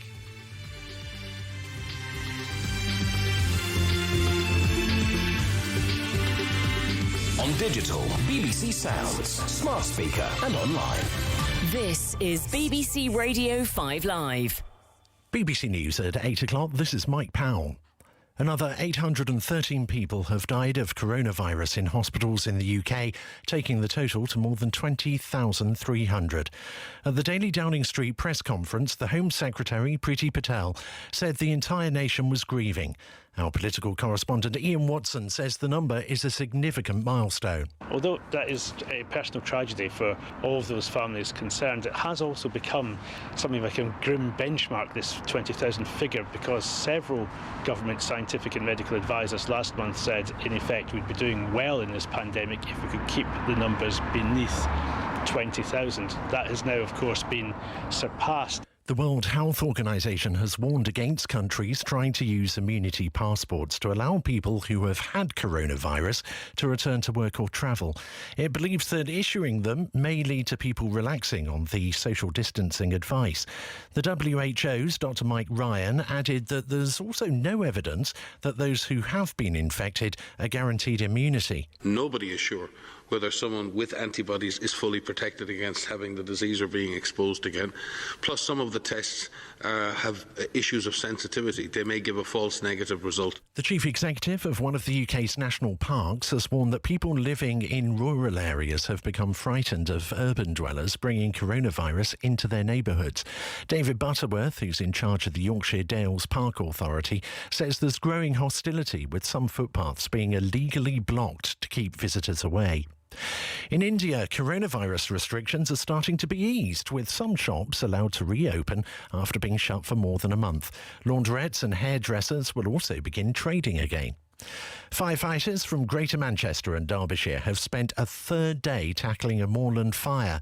Crews have been using beaters, helicopters and high-pressure pumps to fight the blaze at Rakes Moss. Steve Saul reports. The fire is burning on land measuring around 4 square miles between Crowdon and Glossop near the Chew Reservoir. Fire crews and 2 helicopters from Derbyshire, assisted by colleagues in Greater Manchester, have been there since Thursday morning. They're also being helped by staff from the water company United Utilities and local gamekeepers. It's not yet known how the fire started. Despite appeals for people to stay away, officers have been disappointed by a large amount of traffic passing through the area. They're again warning that a discarded cigarette or the sun being magnified through a dropped glass bottle could easily start a blaze as the grass and vegetation is so dry. Rugby Union. The England prop Joe Marler will complete his 10-week ban from the game without missing a match because of the lockdown. He was handed the suspension last month for an incident incident involving the Welsh captain Alan Wynne-Jones. Top flight matches in England are not due to resume until at least the end of June. The weather, a clear and dry Saturday night across most of the UK, apart from northern and western coasts of Scotland, where some cloud and an occasional shower might pop up. BBC News, it's 3 minutes past 8. Things are a bit different right now, and school looks very different too. Desks are kitchen tables. The playground is the front room with the sofa pushback. And you're doing the lessons. We know it's not easy, so we've launched the most comprehensive online learning programme we've ever made, Bite Size Daily, created to support you, teachers and every child's school curriculum, with programmes for ages 4 to 18. To find classes, just search BBC Bite Size. Stephen Nolan on BBC Radio 5 Live. Good evening. Tonight, the UK passes a grim milestone. 20,000 people have now died in hospital from COVID-19, with the overall figure likely to be much higher. Today, it was the turn of the Home Secretary, Priti Patel, to update us on the latest figures. I think for the nation in particular, this is a deeply tragic and moving moment. All our thoughts and sympathies are with those individuals that have lost family members through this horrendous and absolutely appalling virus. More on this next. Last night on the show, we were talking about this. Boris will come back on Monday and will be free on May the 4th. You see, that's my prediction. Do you think it should happen? I think it could happen. No, do you think it should? Yes, I do. That's one of the nation's leading oncologists, Professor Karol Sikora. He's confident we will be out of lockdown soon. But do you think we should be? We heard from a behavioural psychologist advising the Irish government. He says he would rather see the lockdown continue. It tends to be the case in most conversation I've heard in both Britain and Ireland that we are underestimating a silent majority that want to go slowly and are very nervous. We can see that there is a minority that want to get back out and get involved in the economy again and are sick of the restrictions. Clearly, the compliance... You think that's a minority? Yes, I absolutely think it's a minority.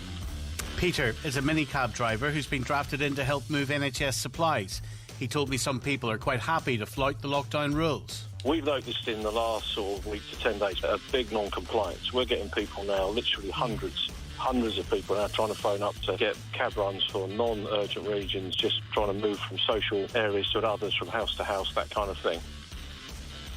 So, let me know tonight, would you be willing to shop a neighbour or someone you know who is deliberately breaking the rules? Here's how to get in touch. This is BBC 5 Live. Call free 08085 909 693. Text 85058. Text will be charged at your standard message rate. Plus, see our privacy notice. bbc.co.uk/5 Live. Stephen Nolan on BBC Radio 5 Live. Now, more than 20,000 people have died with coronavirus in UK hospitals. At the outbreak's start, the Chief Scientific Advisor, Sir Patrick Vallance, said keeping the death toll to that figure would be horrible, but a good outcome. Does reaching this landmark mean the UK has failed to achieve its goals? The latest figures show a total of 20,319 deaths in the UK, up by 813 on yesterday. At the government's daily briefing, the Home Secretary described the figure as a tragic and terrible milestone. Sadly, of those in hospital with the virus, 20,319 have died. That's an increase of 813 fatalities since yesterday. As the deaths caused by this terrible virus pass another tragic and terrible milestone, the entire nation is grieving. Also at the briefing, the government urged people with other conditions not to shy away from going to hospital or doctor's surgeries to seek treatment. Any admissions are down 50% and patients are said to be either too afraid to go to hospital for fear of contracting COVID or not wanting to put extra strain on NHS resources. Today, NHS England's medical director, Stephen Powis, said that people should seek medical care when they need it. It's particularly important that if you have symptoms of an illness that might need urgent attention, sudden facial weakness that might be a stroke, chest pain that might be a heart attack, a sick child who's not improving, or perhaps a pregnant woman whose baby is moving less than usual, you should contact the NHS.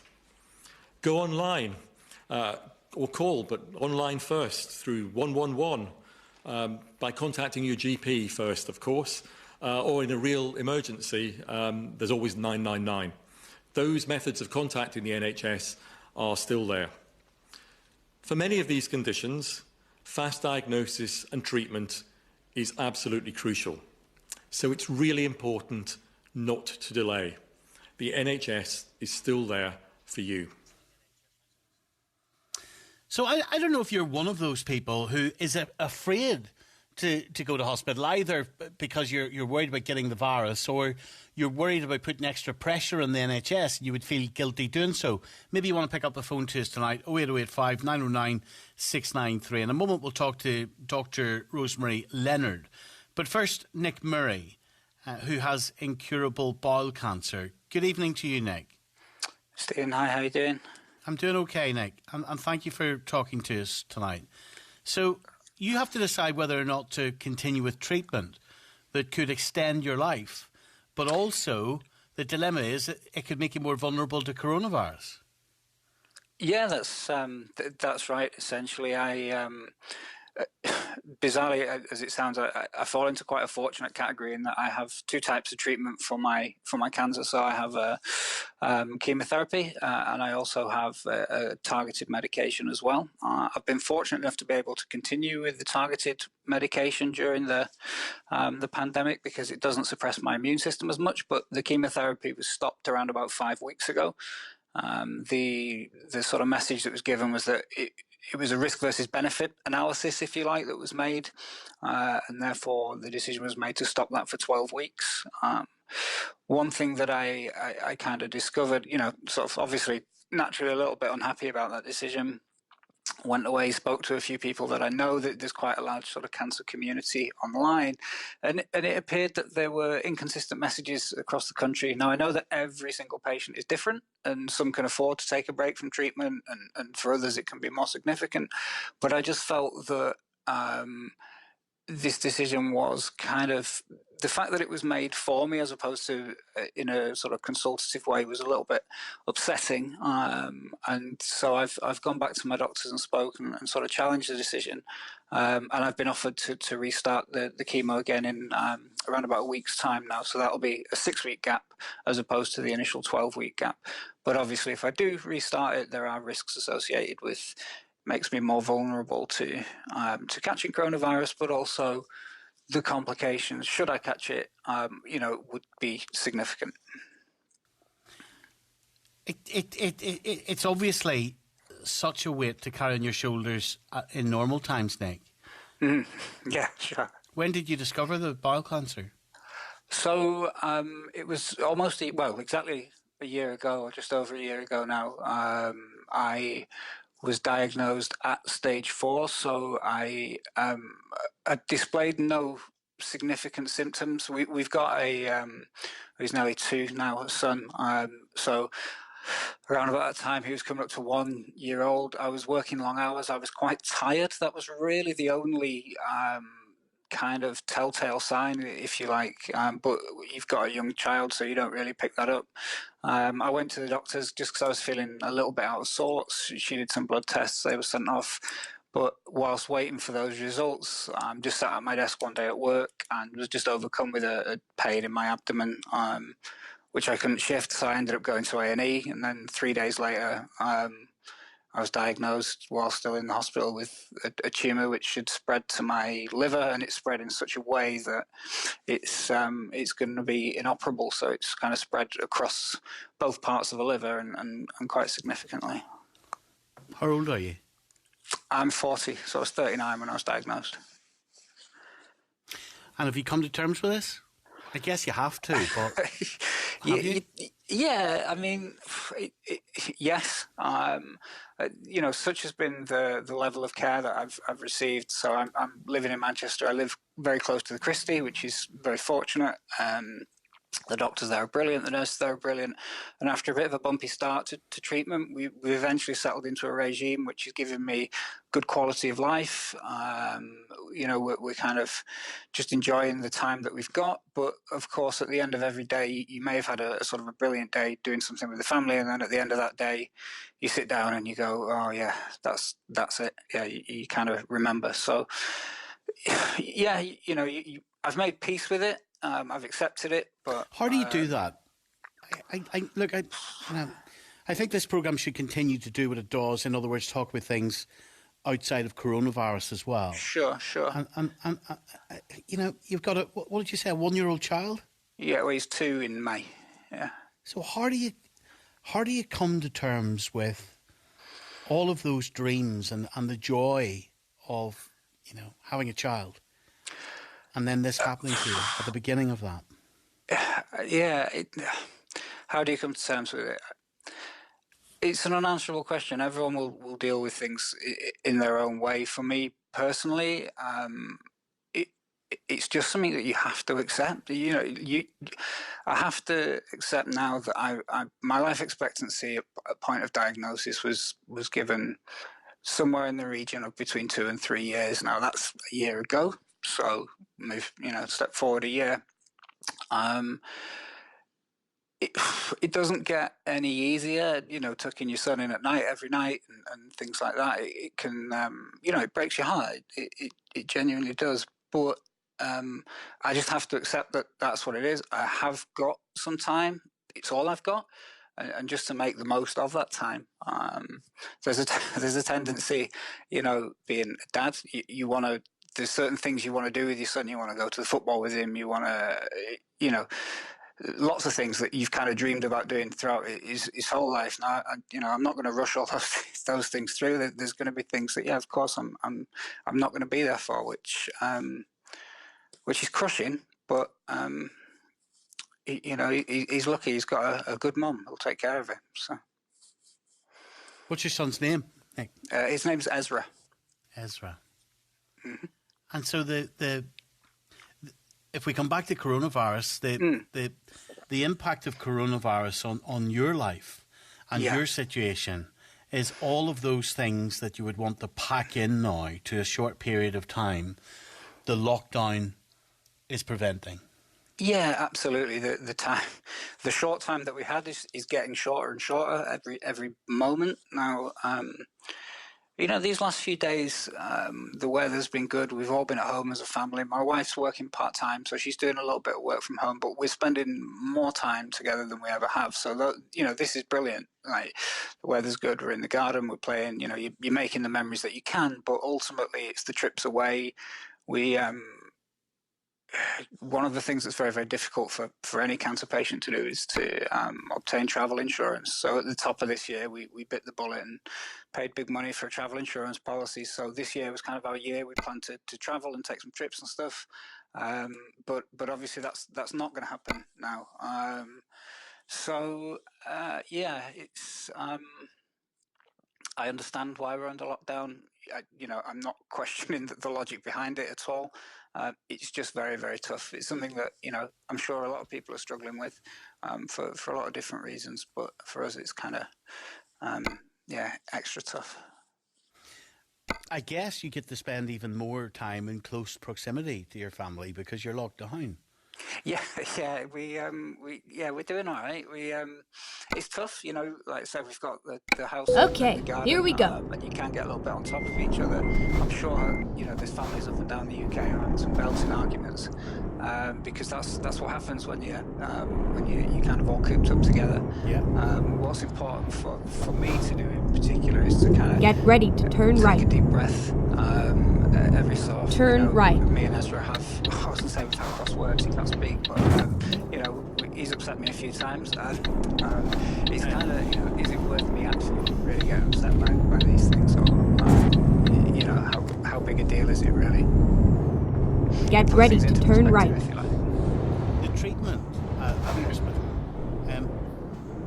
how much would that extend your life by? This is the thing that it's very, very difficult to measure. So as I mentioned with my medication, I'm on kind of two parts, if you like. So turn there's the chemo, right. And then there's the targeted medication, which falls somewhere between immunotherapy and chemo. Over the last 2 scans, I've had. So I have scans every 3 months. Over the last 6 months, we've had a very, very positive scan where there was quite a bit of shrinkage within the cancer, and then the last scan showed stability. So at the roundabout, take the first exit. So essentially, you kind of put the cancer to sleep, and you can carry on doing what you're doing. What's Exit very difficult now. to measure is which drug specifically is doing the most good. And we won't know again until I get my next scan, which is due in middle of May. So I'll get a scan kind of mid-May, just the day before Ezra's birthday, actually. And that'll give us an indication as to, having missed these 3 weeks, you know, has that been significant?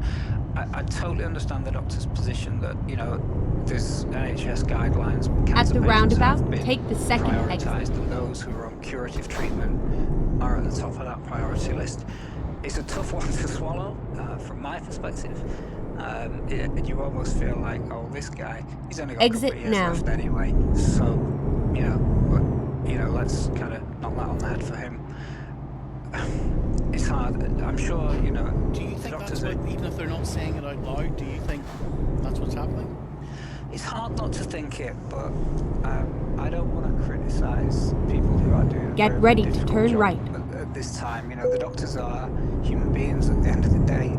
Despite the high numbers of patients that they Turn have right. to see and the kind of different messages that they have to give, some very positive, some obviously very, very negative.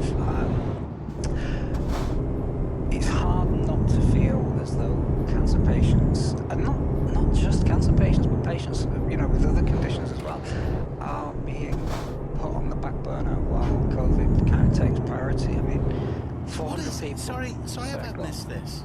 Sorry to interrupt.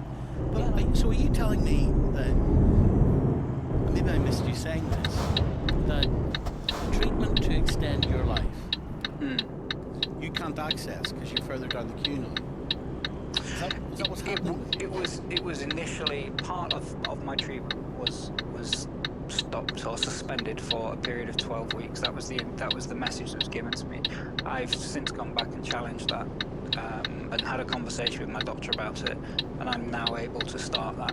It's difficult to say whether specifically the chemo is more powerful than the targeted medication, or whether the targeted medication is more powerful than the chemo, but together they've been working well for me. And how did you challenge it? What did you say to it?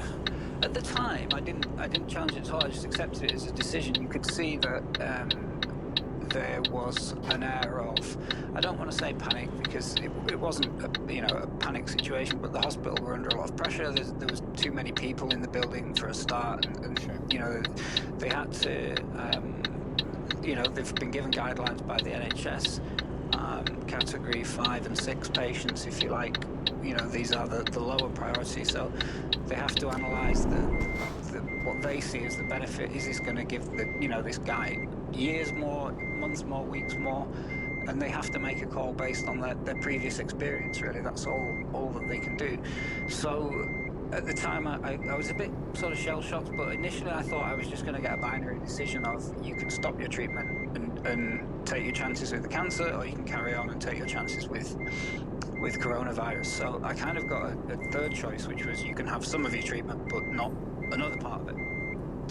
So in taking that away, I just, like I say, I spoke to people I know. There's quite a large sort of cancer community on Twitter.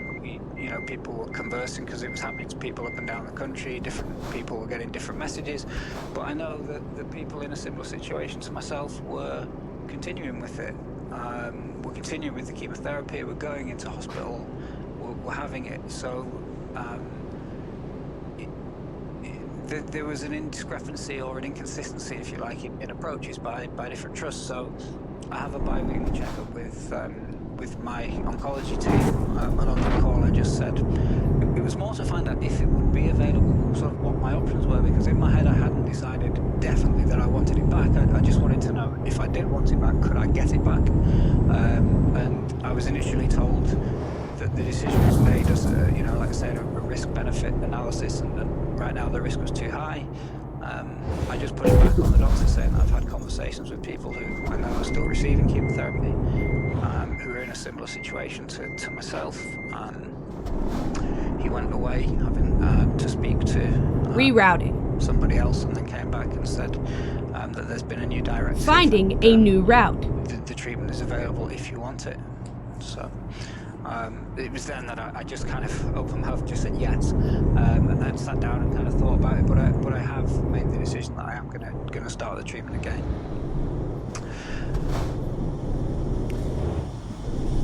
You know, there's so many questions I want to ask you, because you said that you discovered this when you were 39, you're 40 now.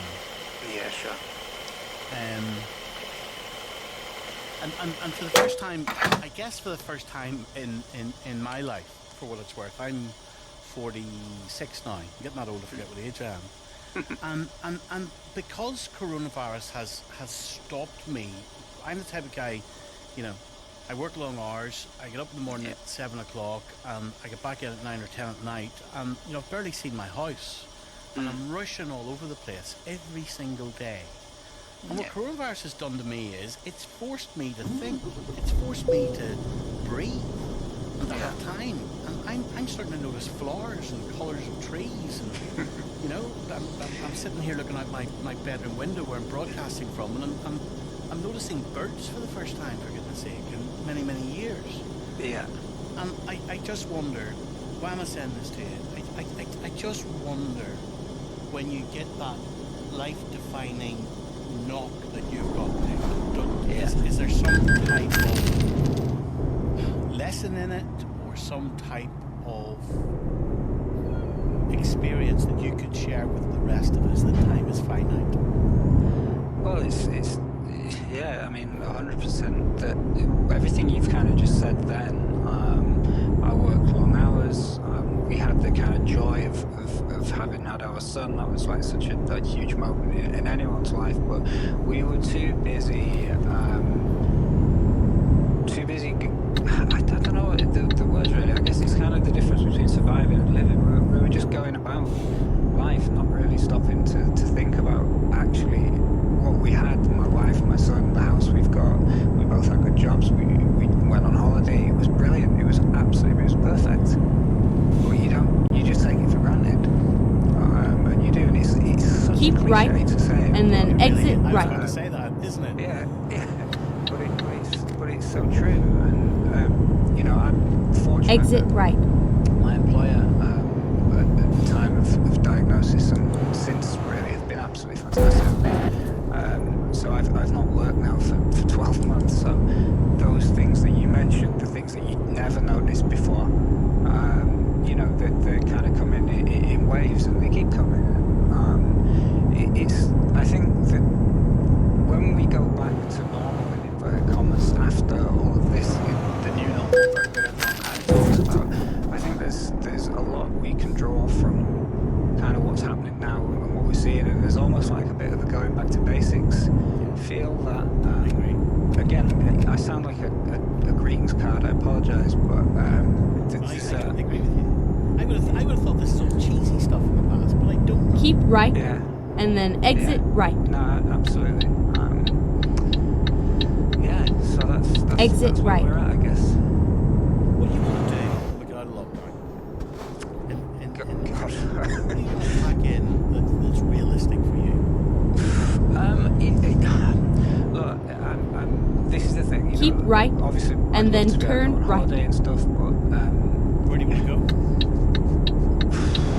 Turn right. I'm not even giving it a thought. You know, my wife and I like to travel. We like to take city breaks. We like to take us away for, you know, a summer holiday in inverted commas. But the reality of it, you know, we've got to look at. I've got a scan coming up in May that'll tell us where we're up to, and that'll dictate what happens. Is it worth going abroad? Is it worth taking the chances? Because, Keep you know, left, we're not going back and to then turn left. Anytime soon. And there's going to be risks associated. Turn with travel. left. There's going to be, you know, all kinds of risks. Keep left, that are out there. and so then turn as, left. You know, we'd love to go abroad. There's a lot to see in the UK that we haven't seen. So, turn left. Maybe it'll be a staycation. Who knows? What about, finally, you know, you may not. You have arrived at your destination. Your route guidance is now finished. Has the ability to have a proper conversation with you about how you feel about him and all of that type of stuff. Yeah. What are your thoughts around that? Is it going to be Mum tells him? Are you going to leave a memory box for him? What are you going to do? It's I'm a frustrated writer, right? So I've written a lot about various things, but specifically for him, a lot of videos, as you say, like a memory box, something to so he'll have a lot of photos and things like that, and a lot of videos, a lot of press cuttings now as well. But we want to be able to sort of tell the story of who I was. So there'll be a lot of that. Obviously, my family, I've got 2 sisters as well. My mum and dad, they're still around as well. So he's a big part of their family as well. And what would Dad's overriding advice be to a young man growing up who won't have experienced this? This is once in a... Time to hit the road. This is once in 100 years, isn't it? We're living through this. What would your advice be then? Get ready to turn right. Becomes a young man as to how to live life. Turn right. Man, that's deep. Do you know what, like... Go straight on. I'll probably get in trouble for saying this off my dad, but don't take things too seriously. I think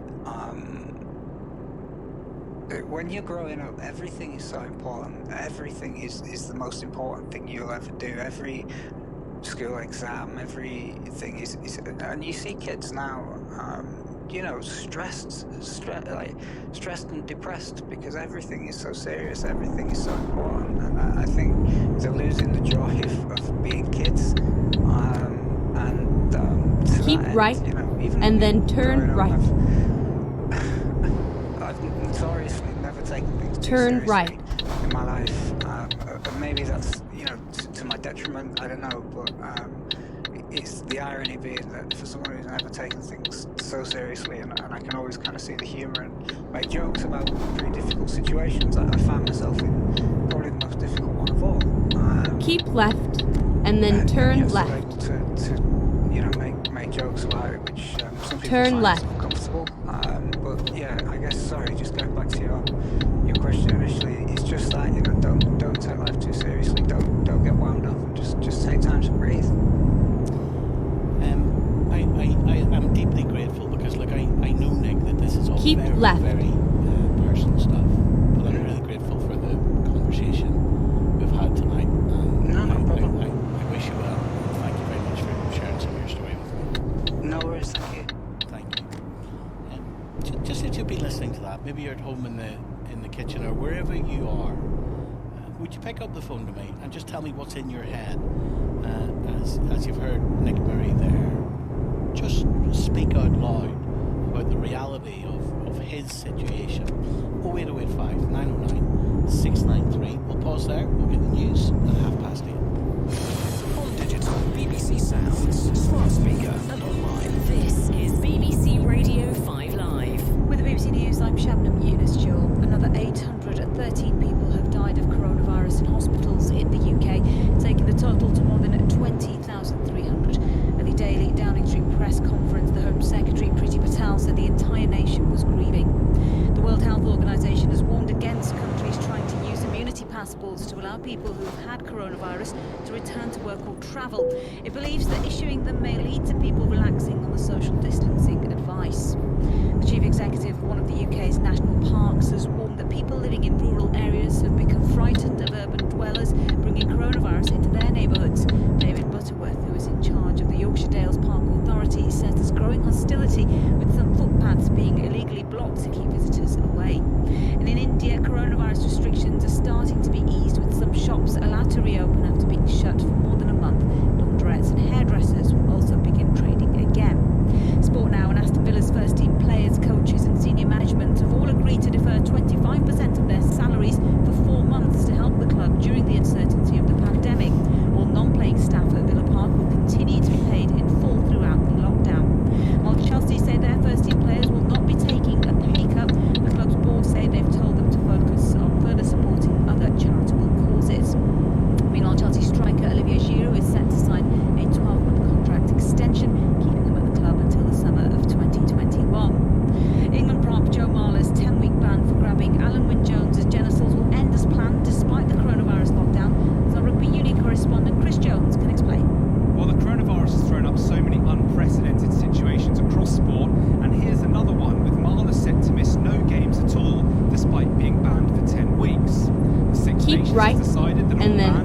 right. Immediately after the hearings took place, so Marler's suspension will end as planned on the 7th of June before Exit right. has returned. This also applies to other players banned during the Six Nations, such as Manu Tuilagi and Francis Mohamed Awas.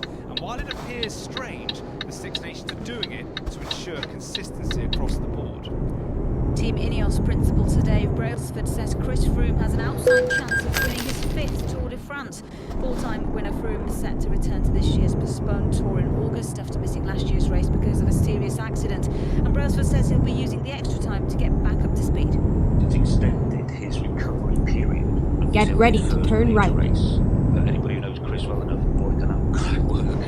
What the way he's training, turn right. Down at home, but 30 hours a week he's doing, which is a lot of time to and of course he's gained a good couple of months where he's coming back up to his top form, where the other guys were peaked earlier. So go straight on. And that's the latest from BBC Sport.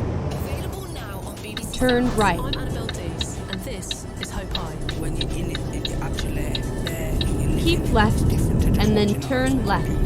This is a story about some school children, their families, turn left. and the year I spent in one small community in West Yorkshire.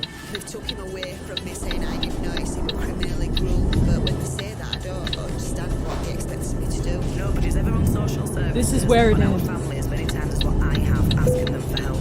Listen to the full series of Hope High on the BBC Sounds app.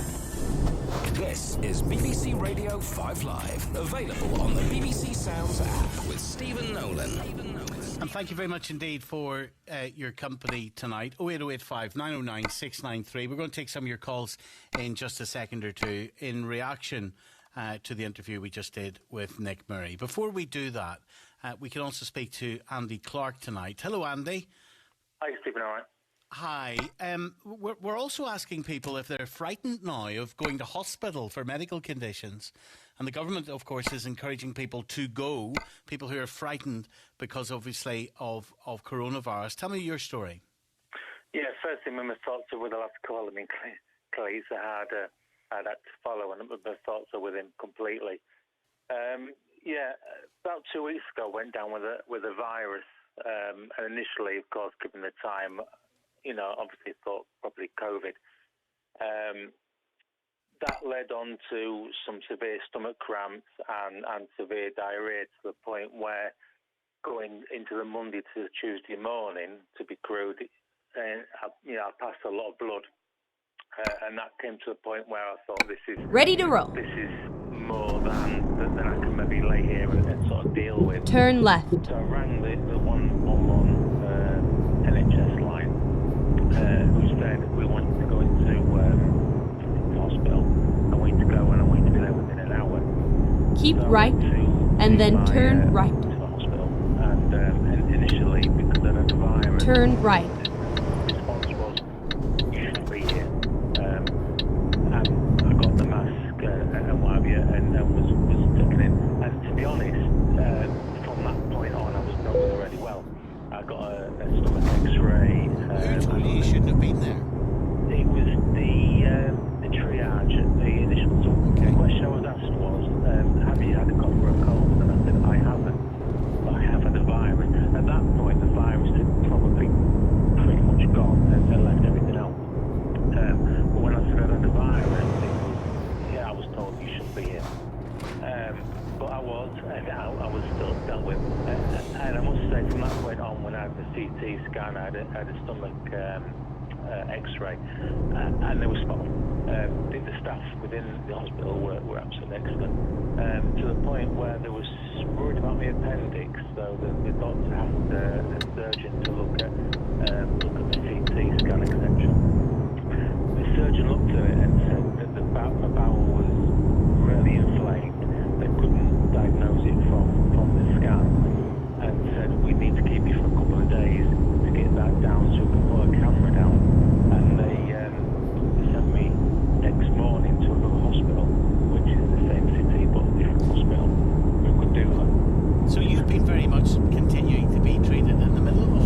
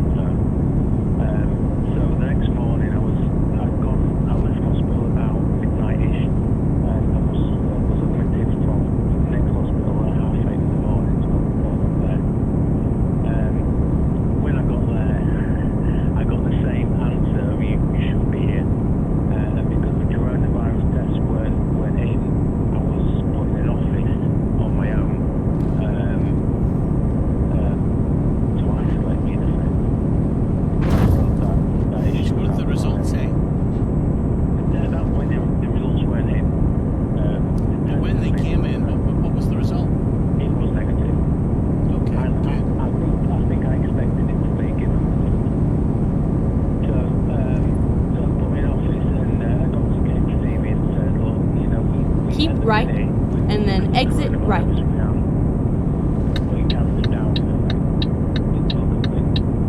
Exit right.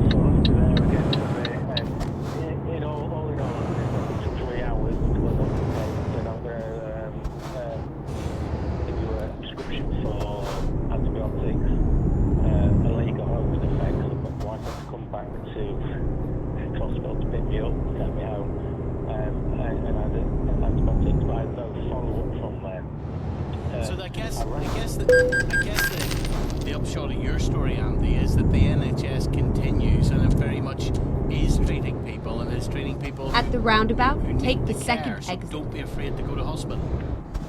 It is. The only issue, I think, for me is that obviously there's no follow-up, so they don't know what it was, and there's no follow-up. So I rang the doctors. Exit now. Saying, look, I've got no follow-up, so I don't know what's wrong.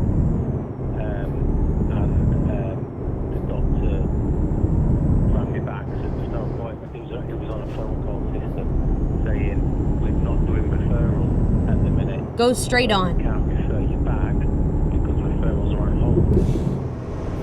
I think the issue is if you've got something that you're not sure about, at the roundabout, take the fourth exit. Nothing's being diagnosed at that point. Yeah. So I still really don't know what it is.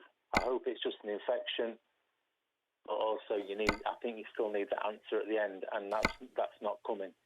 Well, let's hope that you get sorted soon, Andy, and thank you very much indeed for talking to me tonight. Thank you. That's Andy Clark, 08085 909 693. You heard the interview earlier. Quite an extraordinary orator, actually, as he just so matter-of-factly talked about the situation. Go straight on. Murray, who has incurable bowel cancer, and was telling us the story of how he has a little baby boy now, age 1, and how the impact of coronavirus is affecting his life while he's fighting to stay alive. His at father, the roundabout, take the second exit. Was listening to that. Hello, Nick. Exit now. Get ready to turn right. Thank you for talking to us tonight. Okay. What are your thoughts, Nick? What a man he is. We're so very proud of him, Stephen. Turn right. Being able to talk the way that he does and face what he's got to face. It's, obviously I don't know him. It's the first time I've spoken to him tonight, half an hour ago.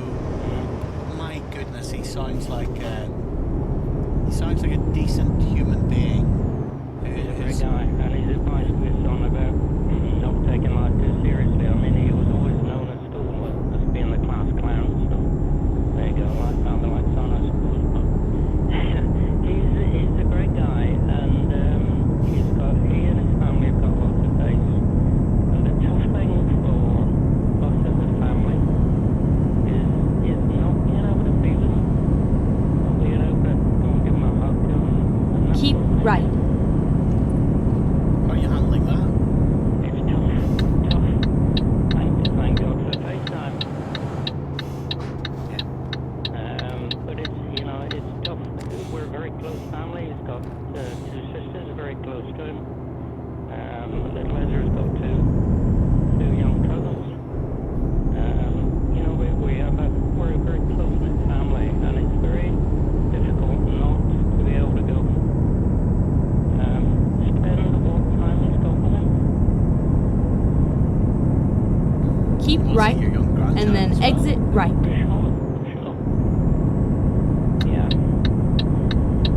Yeah. Exit right. Yeah, we do. And this is the difficult thing about lockdown. I mean, we as a family, my wife and I, are very careful about what we do. We've stuck to the strict instructions about staying at home and being careful and one thing and another, just in case we ever have to go dashing over to see Nick. We don't want to take anything with us that we shouldn't do.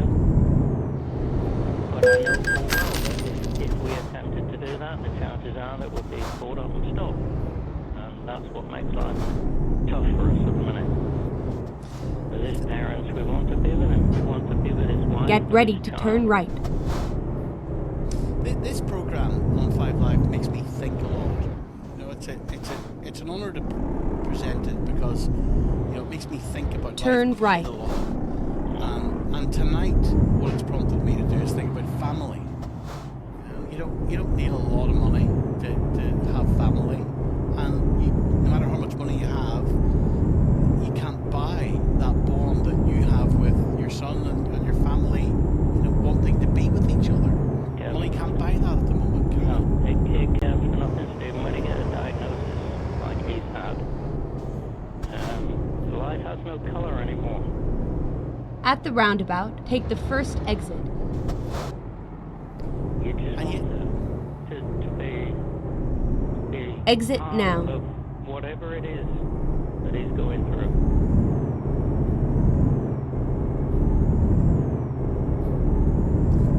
You must be talking to him a lot. Get ready to turn right. We do, and I was very, very touched by a lot of the questions. Turn right. You were very forthright with your questions. And he's, I hope you didn't think I was too invasive. What? I hope you didn't think I was too invasive, Nick. Not at all. I think you asked very direct questions, and I'm very proud of the way that Nick was able to keep a lid on that and answer those questions. It's a tough time. It's a tough time for anybody who's in this situation where, because of coronavirus, they're being forced to the back of the queue, and Nick said it's not just constipation. People with cystic fibrosis and all sorts of things that they will be getting regular treatment for have been just. And I get it, the NHS. I'm not knocking the NHS. They've got a lot to contend with at the moment with coronavirus. But we've put a lot of resource as a country, as a government. We've put a lot of resource into building capacity within the NHS to deal with coronavirus. We've now got a fair amount of spare capacity. We should be reassessing that capacity now, I feel, and saying, right, okay, we've got all these Nightingale hospitals. Let's direct the coronavirus sufferers who need that treatment to where they can get it in the Nightingale hospitals, and reopen the facilities within the NHS hospitals for the type of things like cancer care, like cystic fibrosis, like whatever conditions people have got that they will be getting treatment for. Drive safe. Nick, thank you for talking to us tonight, and I hope you and your family are okay. And thank you, Stephen, thank you very much, and never mind. I'll find a new route. To us all, I'm sure. Thank you. At the roundabout, take the Caroline, third West exit. Yorkshire. Hello, Caroline. Hello, Stephen. Hello there. Go ahead, Caroline. Thanks for calling. So that was an amazing interview, wasn't it? I'm really sort of taken Exit back by now. the situation. My situation's been a bit of a roller coaster. I actually only found a lump on Easter Monday. Go straight on. And everything's kind of just spiraled since that. I was amazed. I got in with my doctor on At the Tuesday roundabout, morning. take the first And by exit. Thursday, I was having an ultrasound and a biopsy and a Exit potential now. cancer diagnosis, and it was confirmed for sure literally last Wednesday. So Confirmed that it's cancer, Caroline? breast cancer, yes. How advanced is it? Keep left. It's still localised, but it's multifocal, that's what they've said. So I've still got... What does that mean? It means it's not just in one lump. There are other sort of lumps kind of floating around. I'm not a doctor, so I don't really sort of understand it all. But my understanding is that it's not spread. So they're really upbeat about how treatable it is. But I think I've just reached the stage where it's kind of dawning on me that it's quite serious, and sort of gearing up for chemo when it's not something. I have no family history of this. It's not something ever considered. But I'm just kind of really impressed that for me the speed of the NHS during lockdown has gone so fast, and I can't really believe it. I can't really fault it so far. I mean, there's obviously complications. I think you were outlining in your previous chat. I think it was with Nick, wasn't it? Yeah. How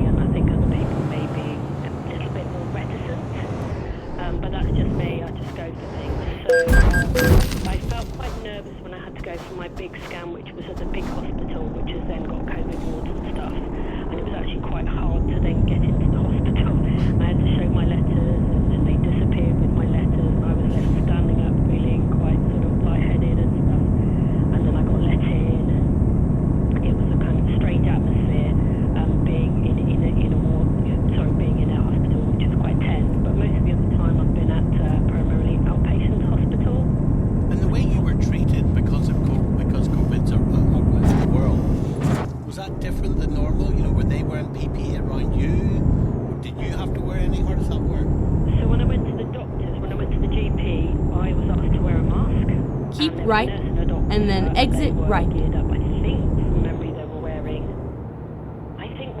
Exit right. As well as a mask, so they were wearing proper full PPE. Then when I got to the breast clinic, all of the staff were wearing masks. I wasn't actually asked to. I'm not sure why. It might have been because it was a GP referral and the GP had said she's got no symptoms, she's fine to come in. But I did offer, because it's really hard to socially distance when you're giving somebody a mammogram, you know, and ultrasound and biopsies and all that kind of stuff. So I did feel that the nurses and doctors were being a little bit potentially exposed. I mean, I obviously knew that I hadn't been out and I hadn't got anything, but I felt that they were being a bit Keep right, vulnerable. and then exit right. And that ideally they should have, asked me to wear a mask, but perhaps they didn't. Exit right. So that time to ask me this last week. Get ready to turn left. It was only a week ago that you found this lump.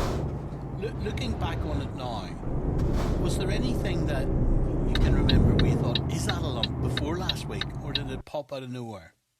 No, I'd never had anything, but like your previous caller, the one with inoperable cancer, I had felt really, really disproportionately tired since probably about 6 months now, and I too had been off work for a few months, and I thought it was burnout, I thought it was stress, and I had a blood test just before Christmas and it came back clear. And so now, to me, this is all explained. It's like my body knew it was fighting something. It's just only manifested now in a way that we can actually see what it was. So, yeah. So it's quite, I think it's still quite sinking in. And then I've got more scans. And ready to roll. More appointments next week, which actually have been moved to turn a left. basis. So that's going to be another sort of strange thing that, making big chemotherapy decisions over the phone with a doctor is going to be very strange. Totally. But I did ring up the hospital and they were lovely and they taught me through how it would go and how, for example, that it wouldn't be a rushed telephone conversation, that I'd have all the time in the world to ask all the questions that I need to. For example, am I allowed to go for a walk while I'm undergoing treatment? And things like that. Am I allowed to have a cleaner come into the house? All that kind of stuff that's really sort of important, because when anybody goes into this treatment, most of the time you don't have experience of it before, so it's routine for the doctors, but it's never routine if you're going into this. So, there's lots of things that you want to explore with the doctor. So I was quite panicky about it being a telephone consultation, but they've very much reassured me. So yeah, I'm just trying to get my head around what's happening and just accept it all really, and pour my energies into fighting things and getting better. Well, let's hope you do, Caroline. Thank you. Fingers crossed, and thank you so much, and I wish you well. Thank you very much, and good luck to everybody else. Thank you. Bye. Night-night, Caroline. Night-night. Now, the first human trial in Europe of a coronavirus vaccine has begun in Oxford. 2 volunteers were injected, the first of more than 800 people recruited for the study. One of those 800 volunteers is Sim Corty. Sim, good evening. Hey, good evening, Stephen. Hi. So why did you sign up? I saw it on Twitter, and the lockdown had sort of just begun at this point. We were starting to see all the restrictions come in. All my work had disappeared from the diary, and it felt like something useful to do. Plus, I've got an eldest daughter, she's 23, and she's a medical researcher doing her PhD in Birmingham in a different field of medicine. And so I know through her how hard it is for scientists to find human volunteers for things. So when I saw it on Twitter, I thought, well, here's a way I can actually do something quite useful. And so I applied through their website. Is it not scary? You're not nervous trying a new drug? Well, I did a bit of reading up on it before I even went for the screening day, because there are obviously loads. If you go straight on. You'll find loads of great horror stories about these things from history. Keep left, and then turn left. No, I'm not nervous. I'm not worried at all, because at the screening turn left. They do a full medical, and you have to sign lots of paperwork. Get ready to turn left. Explaining to you what they're doing. Turn left. Institute, a doctor talks you through a PowerPoint presentation of where they're up to developing this brand new treatment. And after seeing all that, get ready to turn left. The journey these scientists have been on, because they worked on SARS and MERS turn vaccines. left. They absolutely know what they're dealing with. I had no worries at all. Get ready to turn right. The risk of something unknown happening. Turn right, and then turn right. And what we're expecting to happen is just some flu side effects. You have arrived at your destination. Your RAP guidance is now finished. What do you have to do turn after you've right. had the vaccines? What happens? Well, I get injected on Wednesday, and that's the first of a series of vaccines that I'll have throughout the 6-month commitment. And basically, that's it. I go home again. It's not as if I'm observed in a laboratory or anything. I get the vaccine. I get given a little kit of parts, including a thermometer and a tape measure I discovered. And I go home and I get on with my life. And I fill in a daily e-diary online that they can access, that I enter my temperature and any side effects. And then in the week following the vaccine, I'll probably be called back into the here we clinic go. once or twice for checkups, and they'll take blood samples and see what's going on. So it's not as if I'm carrying COVID-19, because they're not injecting us with COVID-19. I'm not a danger to my family. I just come home and carry on with my life. It's a safety study. At the roundabout, take the second an exit. efficacy study. So they're just interested to see whether I get ill. Yeah, but have they discussed with you how ill you could get? Yeah, they have. They've gone into great detail on that. They've explained that what they're putting into us is a genetically modified coronavirus that chimpanzees turn left, which they know, having used it in previous trials, can't grow in humans. So they're injecting you with something that can't sort of multiply in us. But they've genetically modified it to have this little spike protein, which is what COVID-19 has, and that's the part that our body will hopefully recognise and start building an antibody to, ultimately, to protect us when we're out in the real world and maybe we come up against COVID-19. That's the theory. Yeah, I'm not trying to freak you out, Sim, but if you're being tested, if you're, you know, if they're testing this on you, get ready to turn right. They're trying to prove it's safe, which means there's a possibility it's not safe. Why are you risking yourself? Turn right.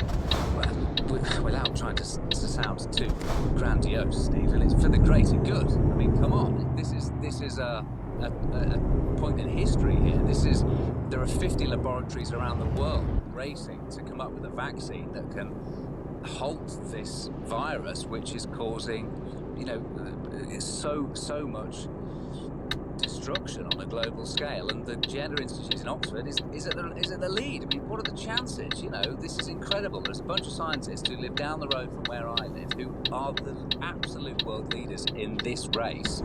And I feel lucky. I feel like I've kind of won the lottery to be one of the people who gets to turn right, because this is a moment in history. So I feel like the benefit, if this succeeds, and I genuinely think it will. I mean, they are so reassuring in the way they've explained it to me that the risk doesn't freak me out.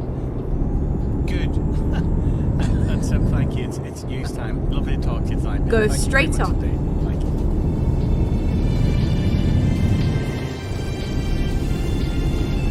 Keep right, and then turn right. Digital BBC Sounds. Smart speaker. This is Turn BBC right. Radio 5 Live. BBC News at 9 o'clock. This is Mike Powell. The latest official figures on coronavirus show that more than 20,000 people have now died in UK hospitals. 813 deaths have been recorded in the last 24 hours. The Home Secretary, Priti Patel, has revealed that 1,300 potential child sexual abuse cases have been reported during the pandemic. She said the figure was a sickening reminder of the way criminals were attempting to exploit the lockdown. The Director General of the National Crime Agency, Lynn Owens,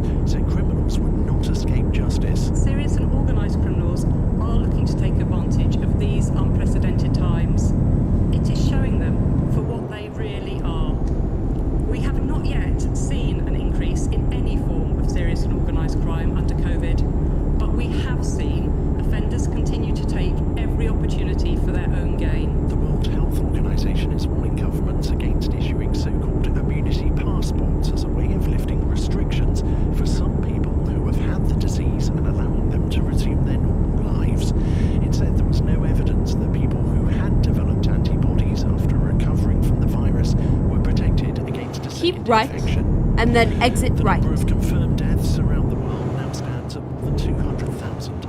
In the US, the governor of New York State, Andrew Exit Cuomo, right. has announced he'll allow pharmacists to collect samples to test for COVID-19. He told a news conference that as the number of tests increased, it made sense to enlist local pharmacies, also known as drugstores, to help out. We're going to authorise all the independent pharmacists in the state to be collection sites for testing. If people could go to their local drugstore, there are about 5,000 in New York, that would quickly ramp up our collection capacity. Rugby union and the England prop Joe Marler will complete his 10-week ban without missing a match because of the lockdown. He was handed the suspension last month for an incident involving the Welsh captain Alan Wynne-Jones. The Six Nations has decided all bans should apply immediately after hearings, and Marler's will end as planned on the 7th of June. Top flight matches in England are not due to resume until the end of June at the earliest. Here's Chris Jones. Well, the coronavirus has thrown up so many unprecedented situations across sport, and here's another one with Marler set to miss no games at all despite being banned for 10 weeks. The Six Nations has decided that all bans should apply immediately after the hearings took place, so Marler's suspension will end as planned on the 7th of June before rugby has returned. This also applies to other players banned during the Six Nations, such as Manu Tuilagi and France's Mohamed Awas. And while it appears strange, the Six Nations are doing it to ensure consistency across the board. BBC News, it's now 3 minutes past 9. Available now on BBC Sounds. That Peter Crouch podcast. Boys, I love that we've just gone straight back at it. Why not? In these times, we need to bring the podcast back. Every week, we're going to release 2 podcasts. One on Wednesday, which will be a lot of football. Fridays is going to be, hopefully, a big guest. It's simple, Wednesdays and Fridays. Welcome back to That Peter Crouch podcast with me, Peter Crouch. Have you been practicing? I'm really trained on it. Listen now on BBC Sounds. We are back stronger. Stephen Nolan on BBC Keep right, Radio 5 and then Live. exit right. Tonight on the show, we've been hearing the remarkable story of 40-year-old Nick Murray, a father of a 1-year-old. Exit right. Nick has incurable bowel cancer. He has to decide whether to continue with treatment that could both extend his life but also make him more vulnerable to coronavirus. At the time, I was a bit sort of shell-shocked, but initially I thought I was just going to get a binary decision of you can stop your treatment and take your chances with the cancer, or you can carry on and take your chances with coronavirus. So I kind of got a third choice, which was you can have some of your treatment, but not another part of it. That prompted his father to get in touch with us. He told me the impact this has had on the whole family. And the tough thing for us as a family is not being able to be with them, not being able to go and give them a hug and that sort of thing. It's tough. And as doctors warn that people should still seek medical treatment for ailments unrelated to coronavirus, we had this call from Caroline in Bradford. If you need to go and see your doctor, if you need to go to A&E, just do it, because my first reaction upon finding a lump on the Monday evening was like, oh my goodness, of all the times ever to find a lump, I choose now to be in this situation. We've also been hearing about the search for a vaccine to combat the virus, and heard from one of the volunteers involved in one of the trials. This is incredible. There's a bunch of scientists who live down the road from where I live who are the absolute world leaders in this race, and I feel lucky. I feel like I'm kind of, won the lottery. Keep right, and then exit right.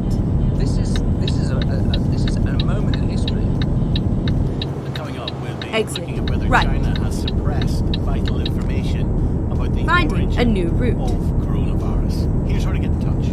This is BBC 5 Live. Call free 08085 909 693. Text 85058. Text will be charged at your standard message rate. Plus, see our privacy notice. bbc.co.uk/5live.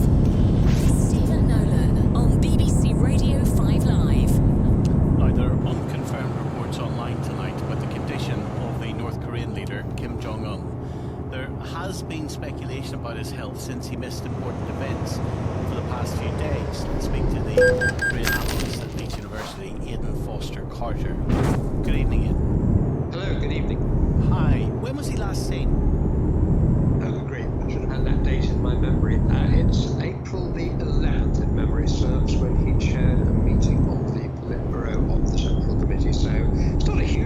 Keep right, and then exit right. Unites, I suppose, before now. But yeah, it's well, he missed one very important Exit anniversary right. of his grandfather's birthday on April the 15th, the more or less holy day of Sun's Day, they call it, SUN, that is, in the North Korean canon. So that's odd. There's a few other odd things, but we do not know, I guess, is the top line on this one. And it's that big, it was that big event for his grandfather that raised eyebrows, wasn't it? Because that's unusual for him not to be at that.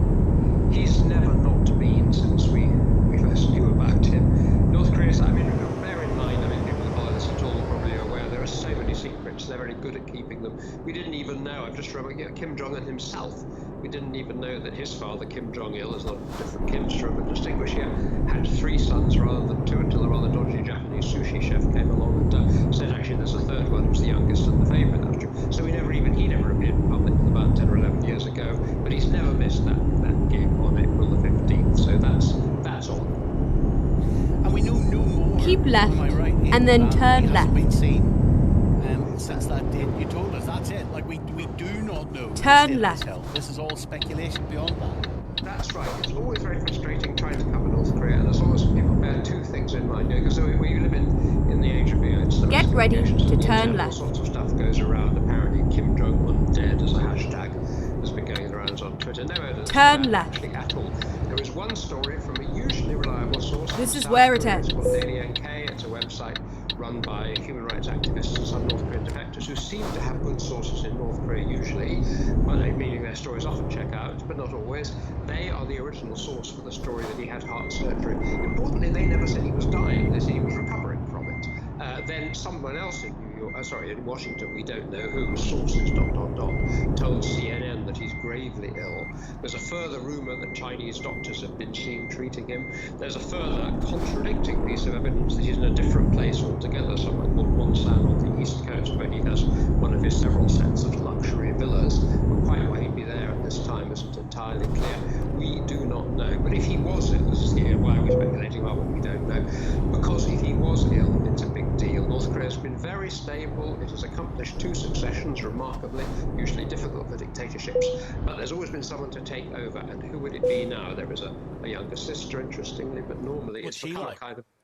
She's very able. Her name is Kim Yo-jong. She's clearly she's even younger than he is. He's 36. She, from memory, 32 or 33, both Swiss educated. She's having the limelight. I mean, she sort of seemed at first to be doing his diaries, and when he signed documents, peace treaties with South Korea in happier times long gone.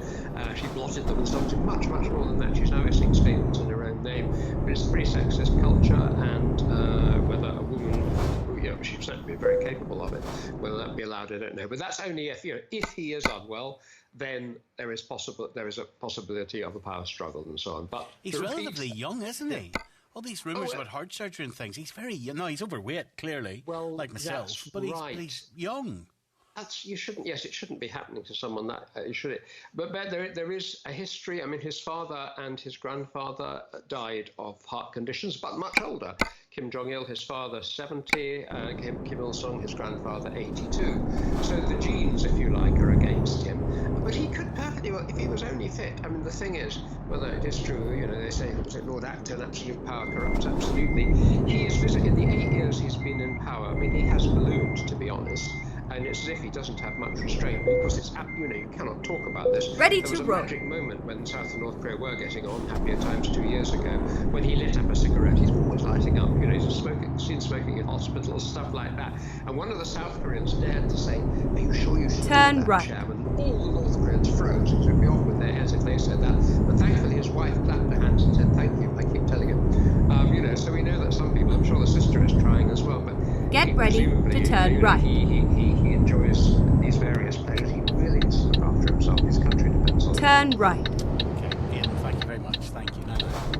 It's 9:10. Here's Karen in Glasgow. Hello, Karen. Hi, Karen. Go ahead. Thanks for calling us.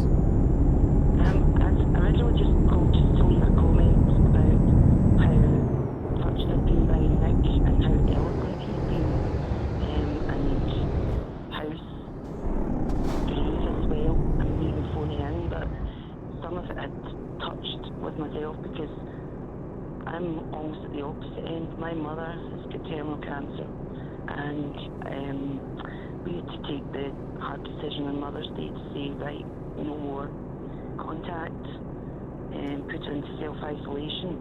And it's very difficult not being able to see her, because even though we FaceTime, she's very hard of hearing.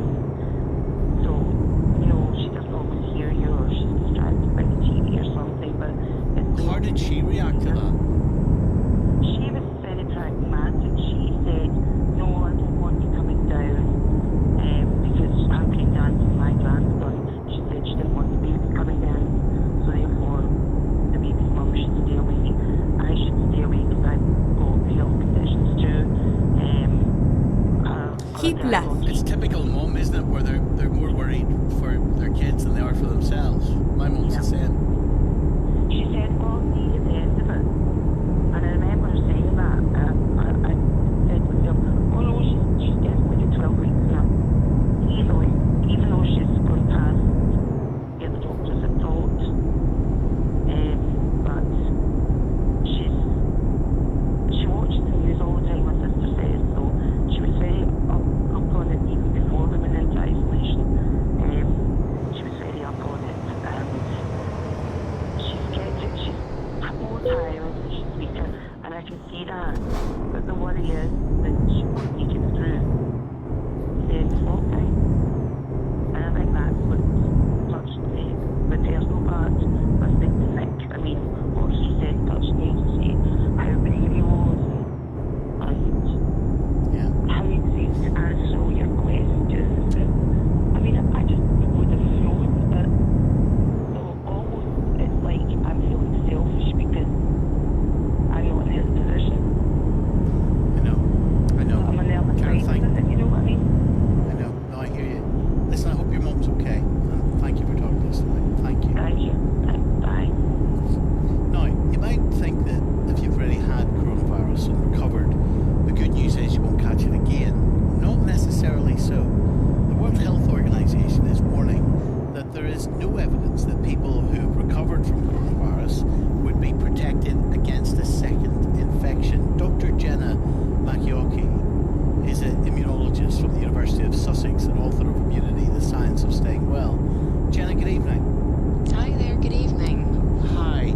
I've been really wanting to talk to you when I saw this interview lined up, because I'm really fascinated by this stuff, because there are lots and lots of governments that are putting a lot of money and a lot of hope, a lot of stock into these antibody tests that will show if someone's had this and therefore they have immunity. And then I heard the WHO saying there's no evidence to say that there will be immunity for this disease. So fill me in. What's the score? Yeah, well, it's complicated, as is many things to do with our immune system. And antibody tests are important right now because they allow us to look for what we call correlates of protection. And antibodies are things that our immune system forms to fight against an infection. And they tend to be things that are long-lasting so that they protect us in the future. But we don't always make these really long-lasting antibodies. We know that for some infections we do. So if we look at the example of chickenpox, you might get that when you're a child, and you might still be able to detect these protective antibodies well into your old age. But then there's other infections that we don't develop this kind of, we call it an immune memory response to. And to be honest, I think that really highlights a lot of the gaps in our knowledge of the immune system. So we really are at the forefront of understanding what makes us immune following being infected with a different germ like a virus. But what's the norm? I know maybe there is no Keep norm, left. but for the vast majority of infections that we get in our lives, is it the norm that we have a long-lasting immunity or not? I think every germ has their own unique characteristics, but predominantly you would develop a long-lasting immunity to an infection. That's kind of how the immune system's designed to work. But there's a few exceptions, and even if we think about the common cold, we know that we don't often develop really long-lasting antibodies in some cases. I think what we can do in this situation is look at the other coronaviruses that have been causing an outbreak in the last few years, and that's the when people who were infected with these coronaviruses, they had antibodies that could be detected for up to a year after infection, and these antibodies were functional, which means they did protect those people. I'm not sure if studies were done that followed them much further than that. So I do think that for this current situation, if you have had an infection with SARS-CoV-2, you will develop protective immune responses, but we just don't know how long they will last. They might last 6 weeks, 6 months, 18 months or longer. Keep so right, that's why there and then exit right. Getting reinfected. Well, that would be a game changer, wouldn't it? If we do have a risk of exit being right reinfected pretty quickly, that's a game changer for governments. Exactly. I do think it's probably quite unlikely, and I do think we may retain some residual immunity. So if you got reinfected, it may not be as bad as it would be in the first instance. But I think that time will tell, and I know that there's huge efforts to try and figure out all these details as quickly as possible, because it plays into a lot, as you know right now. So help me go back a few steps. How do antibodies work? Yeah, so they do a few different Like quite things. literally inside us. What do they do? Yeah, they're like little Y-shaped protein molecules produced by our white blood cells, and one of the key things they do is to block a specific infection from getting into us in the first place. So this is the kind of protective immunity we would want to develop from being infected, so that the next time we were exposed to that virus, it just couldn't even get started because the antibodies will block it and prevent it from. And I'm trying to imagine that.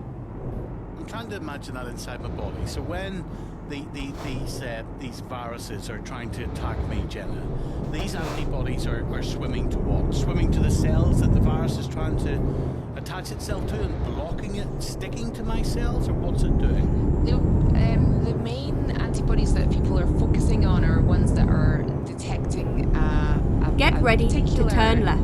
Molecule on top of the virus known as the spike protein, the S protein. So they're turn detecting left. that specifically. It's like a real lock and key mechanism. So when antibodies are produced, they're extremely specific to one particular molecule on one particular infectious agent.